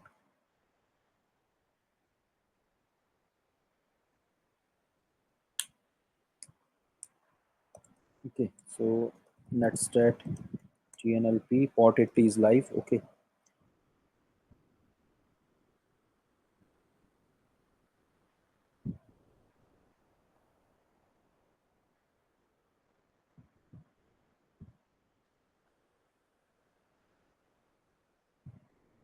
so you can see that the target group is not configured to receive traffic from load balancer. Okay, so we required some kind of a yeah, so it is currently unused, so I'm going to create the load balancer here. So here I'll put the, let's refresh it. This is the target group. Okay, so we have given port 80 there, and so let's say if you want to create some other listener, so add listener on which port it should read. Okay, 443. Now how you want to forward it to, it totally depends on you. Let's say if you put this one as your secondary target. Okay, so you can keep on adding the listeners, because whenever you select guys HTTPS, it requires SSL, because we can't provision the SSL certificate, so I'll remove. But for provisioning the HTTPS you require the SSL. Okay, create the load balancer. So the load balancer is getting provisioned. Let's wait for few minutes.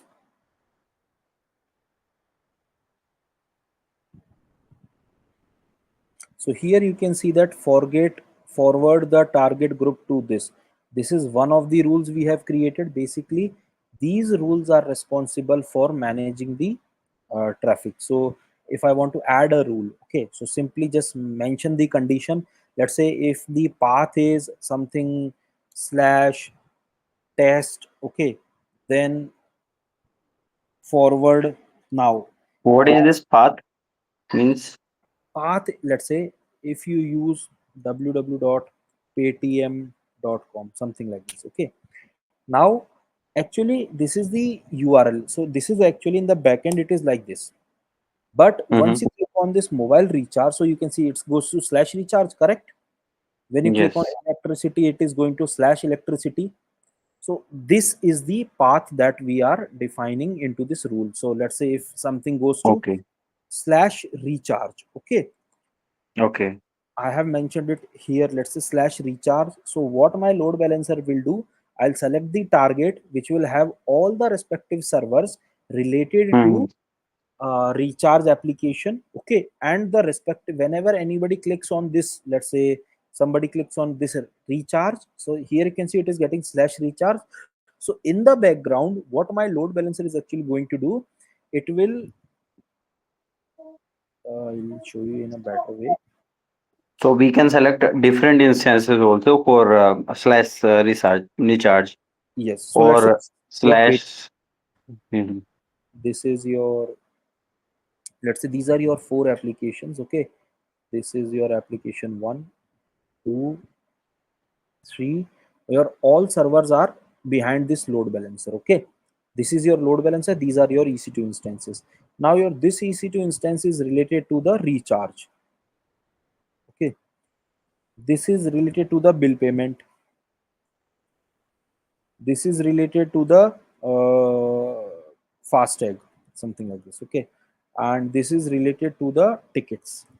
Now what will happen, let's say as a user, okay, as a user I'll come here, and what I want, I simply hit on www.paytm.com. My request lands here on www.paytm.com. But and I want to have a recharge, I want to first recharge my things. So whenever I give www.paytm.com/recharge, so what will happen, instead of routing the traffic on all the servers, it is dedicatedly route the traffic to this infra only, not the other one. Now on the other hand, let's say if I require bill payment, so the traffic will be routed to this target group, and fastag this target group, and for the tickets for this target group. So this is called the path based routing. I hope I'm able to answer your query. It means we can use load balancer at every layer of the application. At paytm.com level, we can use a load balancer, and for recharge, bill payment, tickets, also we can use load balancers. For this recharge, bill payment, fast track tickets, these are part of the same load balancer but having the different target groups. Remember, we have created this target group. We can create n number of target groups, and we can use, Mm-hmm. we can distribute, we can just put all the respective servers. Let's say I'll create a target group here. If I'll come here under the target groups, if I'll click on target group and give the instances, now I'm sure that Mm-hmm. I'm creating this target group for the recharge. Okay, this one. Mm-hmm. I'll select that. Okay, this will be the protocol. This is the IPv4 I have. Now here health check will be slash. This is the application health check, not the rule. Click on Yes, next. sir. Okay, include as pending below, and this is being done. Now this is another target group we have created. Now come the best part here. When we go into the load balancers, okay, you can see this is my load balancer. Here we have the listener rules. So Mm-hmm. here we need to create our new rule where let's say whenever there is a service which is having HTTP, the port is, let's say, 81. Okay, and forward this to the respective target group recharge. Now whatever the servers, it can be thousand of servers also behind a single target group. Okay, whenever a protocol having HTTP and request comes as recharge, so here this specific thing will be routed to this, you can say this will be routed to your, so this is created. Okay, now you can see this will be routed to your recharge. So you can click on rule. Here under the rule you can see that default tag you have not given any condition, so you can give your conditions also. Click on it, click added this rule. Okay, you can see, you can find out the conditions also. Why I'm not getting the conditions? uh, conditions. So this forward to target redirected, forward redirected port number status code. I have I missed something? I think I have. Just a second.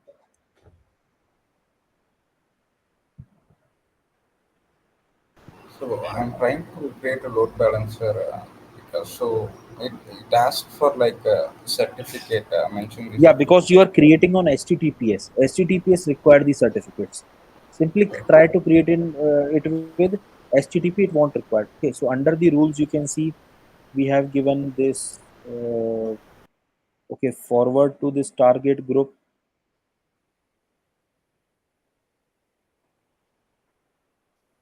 I have seen the listener rule. I forgot priority default.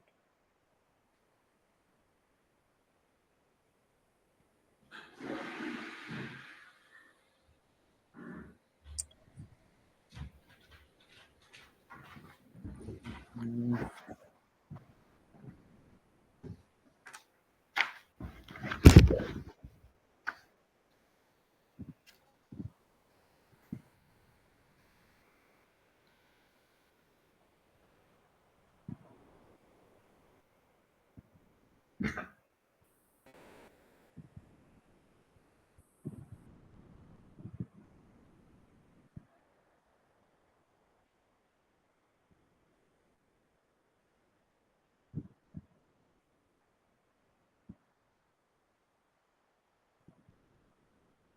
Forward to this target group. If I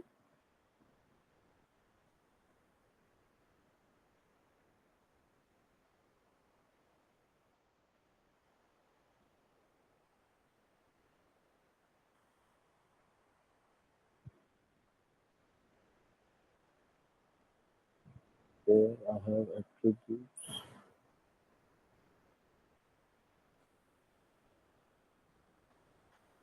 Let's see, yeah, add rule. So there you can give a condition. So let's say add rule, you want to give the path based routing. Now if you mention slash recharge, okay, here you have mentioned recharge. And if you want to add any other condition, let's say again, if you, okay, so let's say you have given slash recharge, whenever a request comes to slash recharge, forward this to the recharge target group and next. So what will happen, you need to set the priority. Let's say you have set this priority next. So create. Now what will happen, whenever a request comes to slash recharge, okay, it will route your traffic to the recharge servers only, not the other. So here you can see that if load balancer is not there, we need to create 5 different logics to maintain the things. So that is the beauty of using load balancer. I hope I'm able to answer your query. Hello. Yes. So we can segregate the load. My question is, we can segregate the load for each layer of the application. For example, 10 million people are accessing paytm.com. Hmm. So we can segregate the load for Your those voice people, is a bit divide choppy. by five Wait. Your voice is a or bit, seven or like that. Like, your voice is a bit choppy.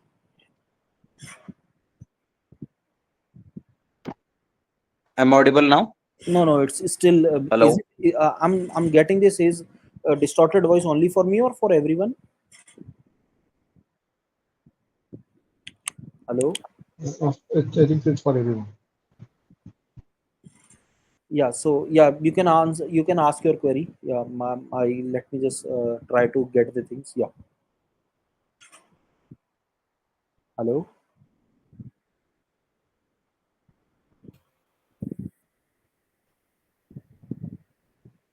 So I think you were saying that we can distribute the load on the load balancer. Yes, you can distribute the load. Not it basically load is not distributed in terms of divided by 5 or divided by 7. It basically distributed on the basis of the request you are giving. Let's say you have 5 under this target group. You have 4 servers. Okay, so at a specific interval of time, your one request will land on each and every server. Now this server is free now. So the next request will come to this server. It won't come to this server because they are already uh, they are on already handling a request. Okay. So in this way, this once the target group is created, now whatever the targets we have behind, the complete load distribution is in terms of the round robin, means first the load will be on then this, and then whatever the next available instance we have, the load will be automatically switched to that specific instance. In this way, this load distribution logic works. I have shared my question on. So we can use the load balancer at every level of application. Yes, we can use it. We there again, I'm saying there will be a single load balancer. You have to create the target groups for every level. This is one approach. Yes. On the other approach, if you want to create multiple load balancers for let's say multiple applications, but you want an internet facing load balancer that is routing the traffic. Here remember, when we are creating the load balancer, it is asking that what type of a targets you required. So here you can create a target. There you can simply mention the application load balancer, and then you can configure the things. This is the second approach, but this approach will be little bit trickier for you. So the best solution is to create a single load balancer and put the target groups behind that load balancer. That's it. So the single load balancer will balance the loads across even for the target server. Right? Yes, even you can have n number of targets, n number of load balancer as targets group also. It totally depends that what kind of a application your organization supports.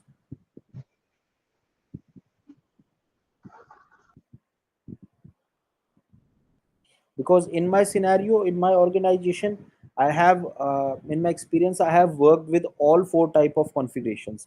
where I'm using the load balancer also, lambda function also, IP address also, and instance also.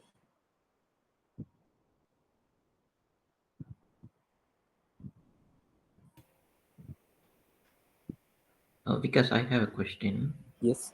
So here we are creating a target group with Okay. the instance as a target type, where we are referring the instance, which instance it has to forward. So into the target groups, you can see that I have when I was creating the target group, I have selected some of the instances. See, so let me just show you this by creating another target group. So let's say if I'll create a target group, okay, instance, okay, then I'll select the respective things. All the things fine here. Next, let's say I'll give as test 2. Okay, when I click on go, here I have all the available instances in my infra, because right now I have only created one instance, that is why you are getting one instance here. But I can have all the infras here, select the respective servers which is required for that specific target group, include as pending, and create target group. In this manner, let's say if you have 4 servers in your organization which is dedicated for the recharge application only, so put all those, select all the 4 servers and put it behind the target group which is created for the recharge application only. Okay, now it's I am able to understand. Okay, so now you can see that when I go to the target groups, I have n number of target group. Let me delete the unused one.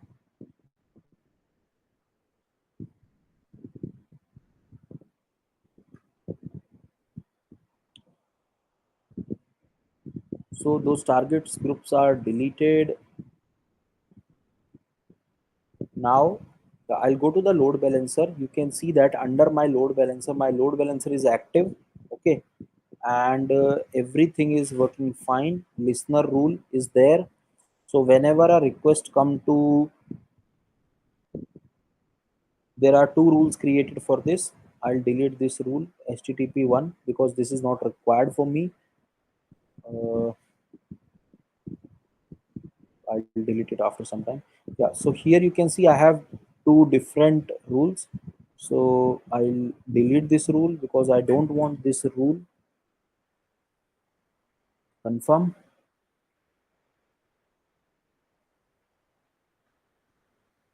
delete. Okay, so this is deleted.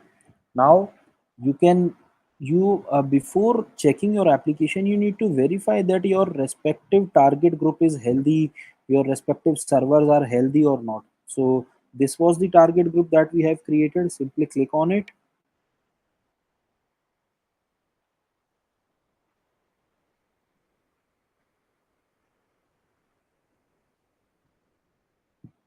Okay, yes, it is healthy. There is no drain, so we can test our application that whether it is rendering the data or not. How to test the application, guys? Every load balancer is having their own DNS. Simply, you can see into the details. We have this DNS name. Copy this. Okay, go on to URL. This one colon 80. So now you can see it is taking long time to respond. Now what we need to do here, we need to make sure that the incoming traffic is allowed for your load balancer as well as for your server. Then only you can get your data. So for You that, have what? to create a rule in the security group, like open Yes. a port. Okay. So simply into the security, we have this security group. Okay, added this security group for, we have this security. I'll click on this security group, and for the time I am giving all the TCP ports for this. Inbound, I'll click on the all traffic. Okay, outbound is, so for now edit inbound, add rule, all TCP custom, everyone. Okay, this one we have already done. Save. HTTP also. HTTP is so when I say all TCP, it will have all HTTP and HTTPS. Okay, okay. Okay, for the okay, because if I'm going to give HTTP, it is for this specific HTTP. But for your use case, I'll also add HTTPS. This one, okay, for everyone. For everyone, basically this will also be covered. You can see that HTTP and HTTPS both are TCP. They have their port. This is for this specific port, but I have allowed Yes, already yes. all the ports. Okay, so Yes, save. yes. This is done. Now check the outbound traffic also. I'll add, although outbound is not required, but I'm just adding it. Okay, this one. Now the another thing here is go into the instances. We need to allow the same traffic on our instances also. Instances, security group. Guys, here we are giving all the IPs. Let's say 000/0. But in the organization, you need to make sure that you are not giving in this manner. Either you are referencing a referencing a security group. That how to reference a security group, I'll come to that part when we are talking about the load balancers, sorry, the VPCs. So you can see all the traffic is allowed now. Let's try to execute this.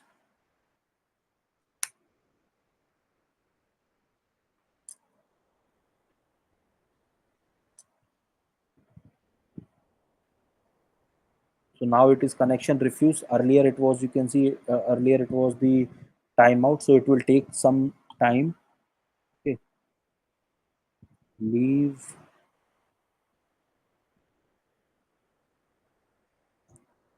load balance. I'll delete this.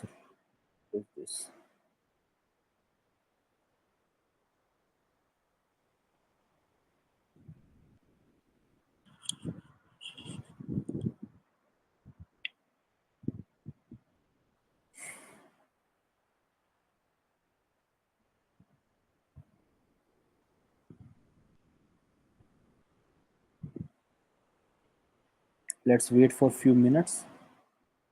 Meanwhile, I'll delete our listener rule here.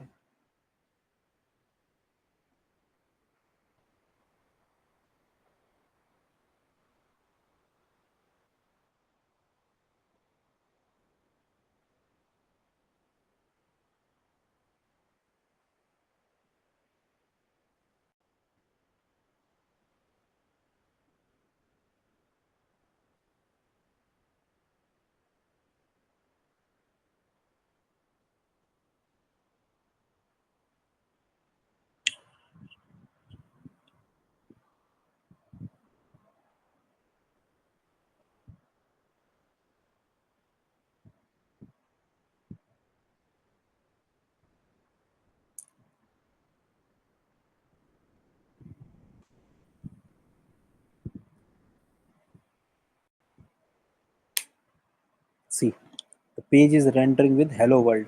Now we need not to concern about the, hey, what will happen if my server got restarted?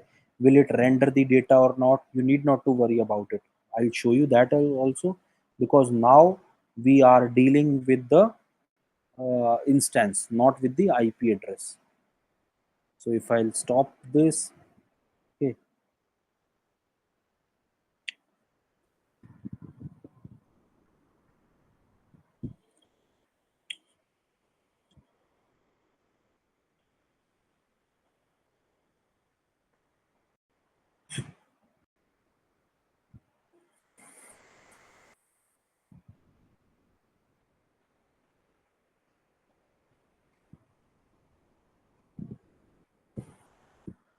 and once this is the random DNS name, we cannot remember this DNS name. Now when we are going to do the mapping of the domain, we just need to map this domain with the respective www.abc.com, whatever we have. That's it. Okay, so I think the instance I is, have a query like just a question. second, let me just show you this one. After that you can ask your queries one by one. Okay, so you can see that public IP address is there. If I start this instance, the IP address will be changed.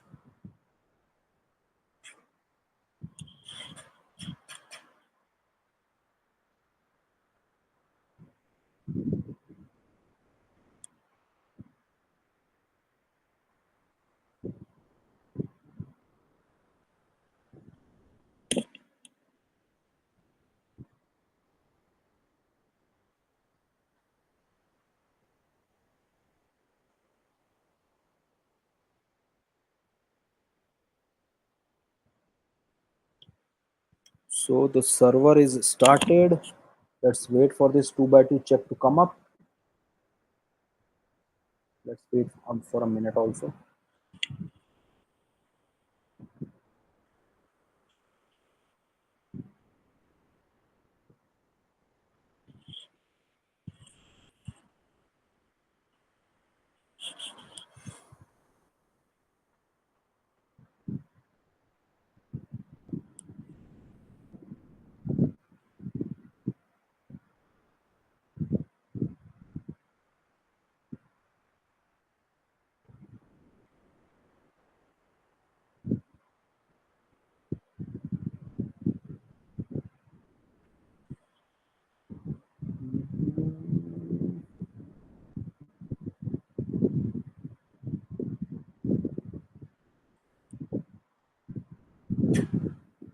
So if I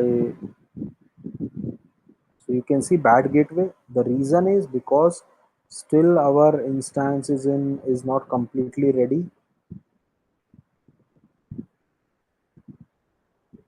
Yeah, so the 2 by 2 checks are passed. And how to debug this issue also? Okay, because you are getting bad gateway, go to the target groups you have. Okay, check that whether the respective target is healthy or not. You can see it is unhealthy as of now. So let's wait. It will take few seconds. Or for the you can simply deregister and try to re-register the target. Okay, so you have re-registered, so you can see all the requests are getting drained. Okay, so now what you need to do, register target, check this, include as below, register pending target. It has, so it's healthy now. Let's, so here you can see our IP is changed. The whatever the concern we have earlier, now it is being resolved once we have started using the load balancers. And let's say if I'll use anything apart from, let's say if I'll try to use 443, it is not giving me any data. If I'm using let's say something 8080, it is not rendering the data to me. It will only render the data to me when I have uh, this 80 there. Yeah, now you can ask your question, guys. This hello word, it is automatically coming, or we have done some scripting or No, no, some this is somewhere this. we have written. Yeah, yeah, we have written this. This was done in our previous class. Might be you were not the part of the previous class. I have created this hello world web page just to show them that how we can launch a web page. So this is the public IP address. Okay, simply what I'll do, I'll show you where I have done this part.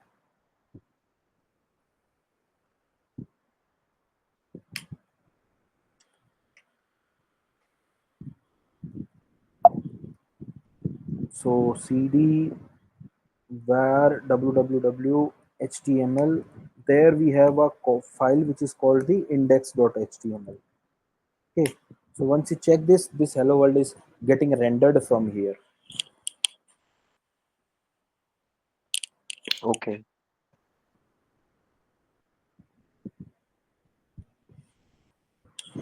Okay, I hope I'm able to answer your query. Yes, yes.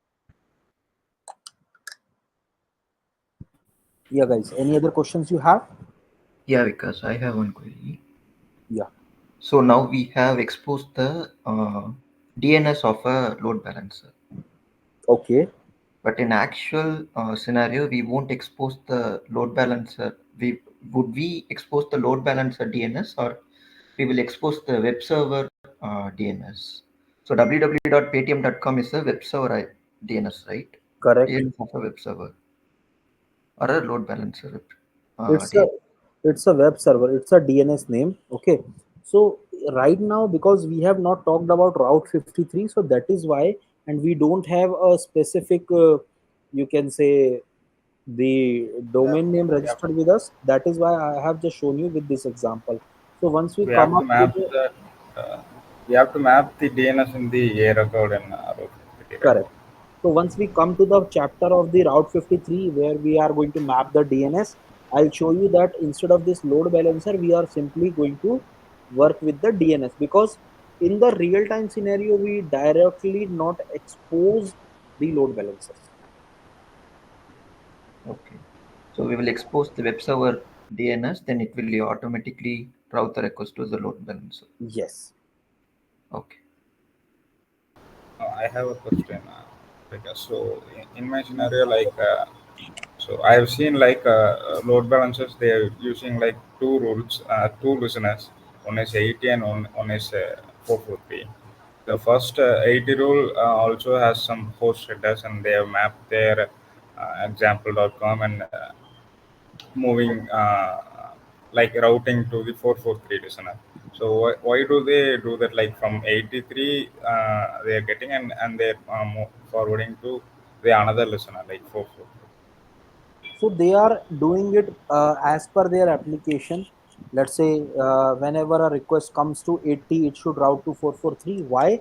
Because guys, in the or in the real time scenarios, because we are in a initial phase of knowing the infrastructure, so that is why I have simply given you with the non-secured URL. Okay, you can see it is a non-secured URL, but in the real time your URLs are should be secured one. So once you click on, let's say, the paytm.com, okay, you can see that this is a secured environment. How to know that? You can see connection is secure. So these are the connection is secure. This is the certificate they are using, whatever the certificate, the DNS certificate is they have issued. Okay, so they are using it because it is providing them the additional layer of security, because HTTP is not a secured way of launching a website. So why did they do the port forwarding? So if uh, let's say if what I'll do, if I am hitting the URL on port 80, okay, let's say if I'm hitting the URL, this is my application, this is my application, and this okay. So let's say if I have this www.abc.com, okay, this is for the port 80 and this is for the port 443. Because 443 is a secured way of communication into the IT world, so whenever a request comes to 80, okay, if you have not allowed any kind of a redirection, so it will go to your unsecured infra. Okay, that can cause a compliance concern in your organization, that can breach the security of your organization.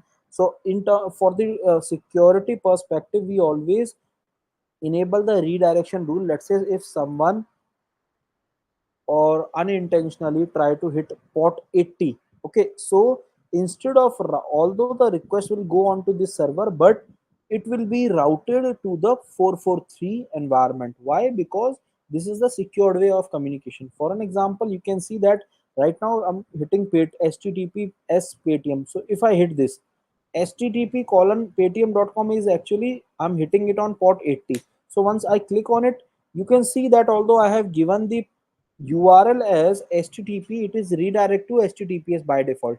So this is the use case of using the redirectional rule. This will be done on the load balancer level. I hope Okay, I'm so uh, I hope I'm able to for answer your query. yes, yes. So for that secure part, we have to add the respective certificates, Yes, which you have to buy through ACM.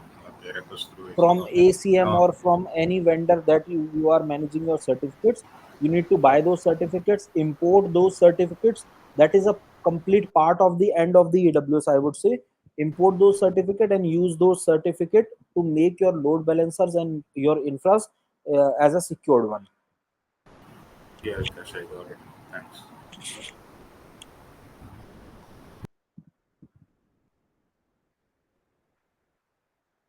Guys, any other questions you have?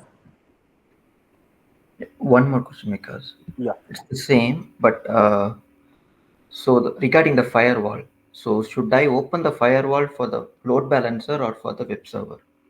it will be bi-directional. It will be open for all. So how the firewall will be opened in this scenario? Let's say this is your server and this is your uh, wait. Let's say this is your load balancer, okay, and this is your server. So there are two kind of rules into the security group. One is called the incoming, okay. You can say incoming security group, outgoing security group, okay. The same thing is with here also, incoming security group and outgoing security group. So what you will do, let's say there will be a communication only when you have allowed this. So guys, always remember the outgoing of your server, whenever a request is going out from your server, okay, will be treated as the incoming for your load balancer. I'm again repeating, incoming, sorry, outgoing request of your server will be treated as incoming request for your load balancer. So you need to allow the traffic in incoming of load balancer, first thing, okay. Then outgoing outgoing request of your uh, outgoing request of sorry, incoming, whenever a user hit the URL, okay, it will be treated as incoming request for your load balancer. So we need to allow traffic in incoming security group of load balancer, means the incoming and outgoing rules, okay. The same thing goes with whenever we uh, yeah, in this way we need to allow the traffic. So I hope I'm able to answer your query. You need to manage the both the firewalls, Yes, Vikas. because if the request is coming into this, but into the incoming one you have not allowed the request, so the request will be dropped here. This will only be entertained once you have the entry or into the instance firewall. The same thing goes with if whenever you have the entry into the uh, firewall of your load balancer, then whatever the request our server is sending will be entertained by load balancer. And whenever any user is trying to hit your load balancer and the firewall has blocked this, so all the requests will be dropped here. It will show like this, refuse to connect or something like this. So that is why we need to manage both the security groups, that is of server as well as of our load balancer.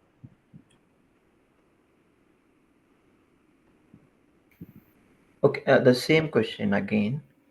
So, the same firewall. So, Hmm. first I'm going to hit the paytm.com, so which is my web server DNS. Okay. Okay. So, as a user, I need to open the firewall for the web No, server. as a user, you are not going to do anything Yeah, because sorry, as a user, as a network team, I'm going to open a firewall for the web server or the load balancer, because in turn web server will route the request to the load balancer correct, based on the mapping. correct. So for the first point, so where should the firewall be open for First the of web? all, the firewall should be open onto the load balancer end for the very first time. Okay, for the incoming request, so that incoming request can land it to your load balancer.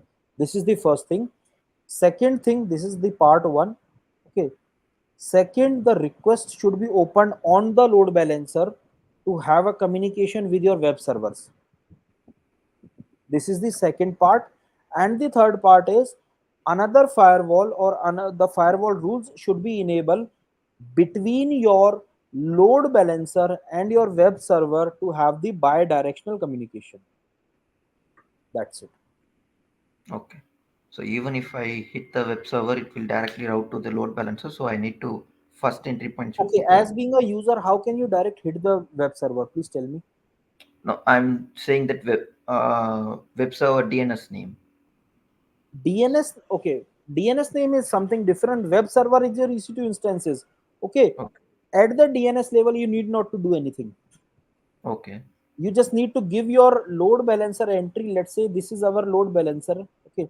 This is our load balancer URL. So what you need to do in the real time scenario, simply there is a service in AWS which is called Route 53.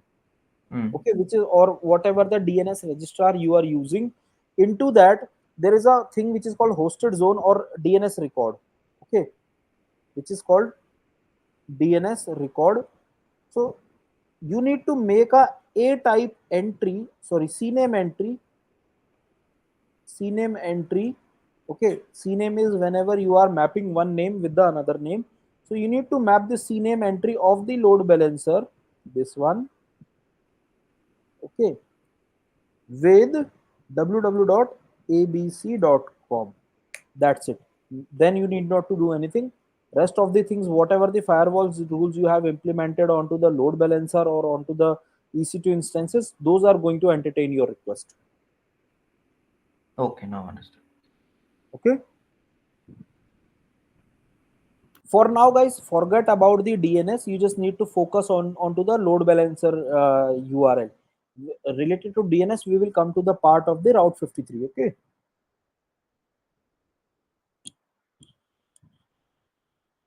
Yeah, guys. Any other questions you have?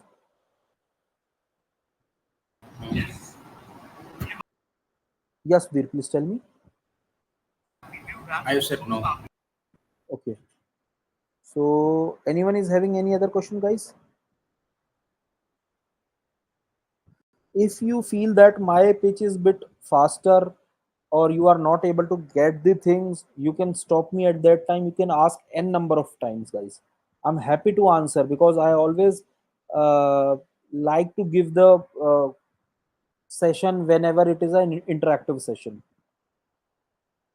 Today I feel very good because I'm getting so much questions from the other end.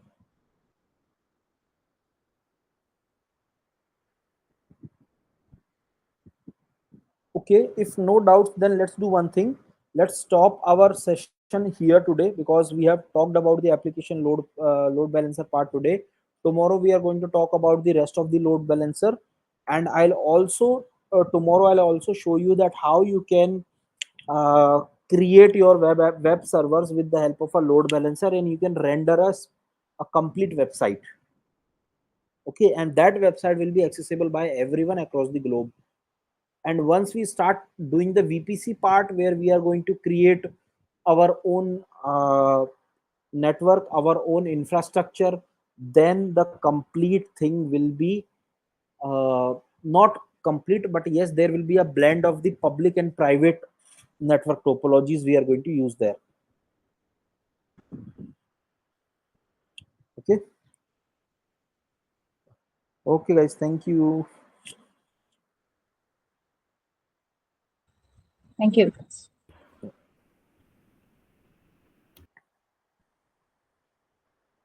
Thank you.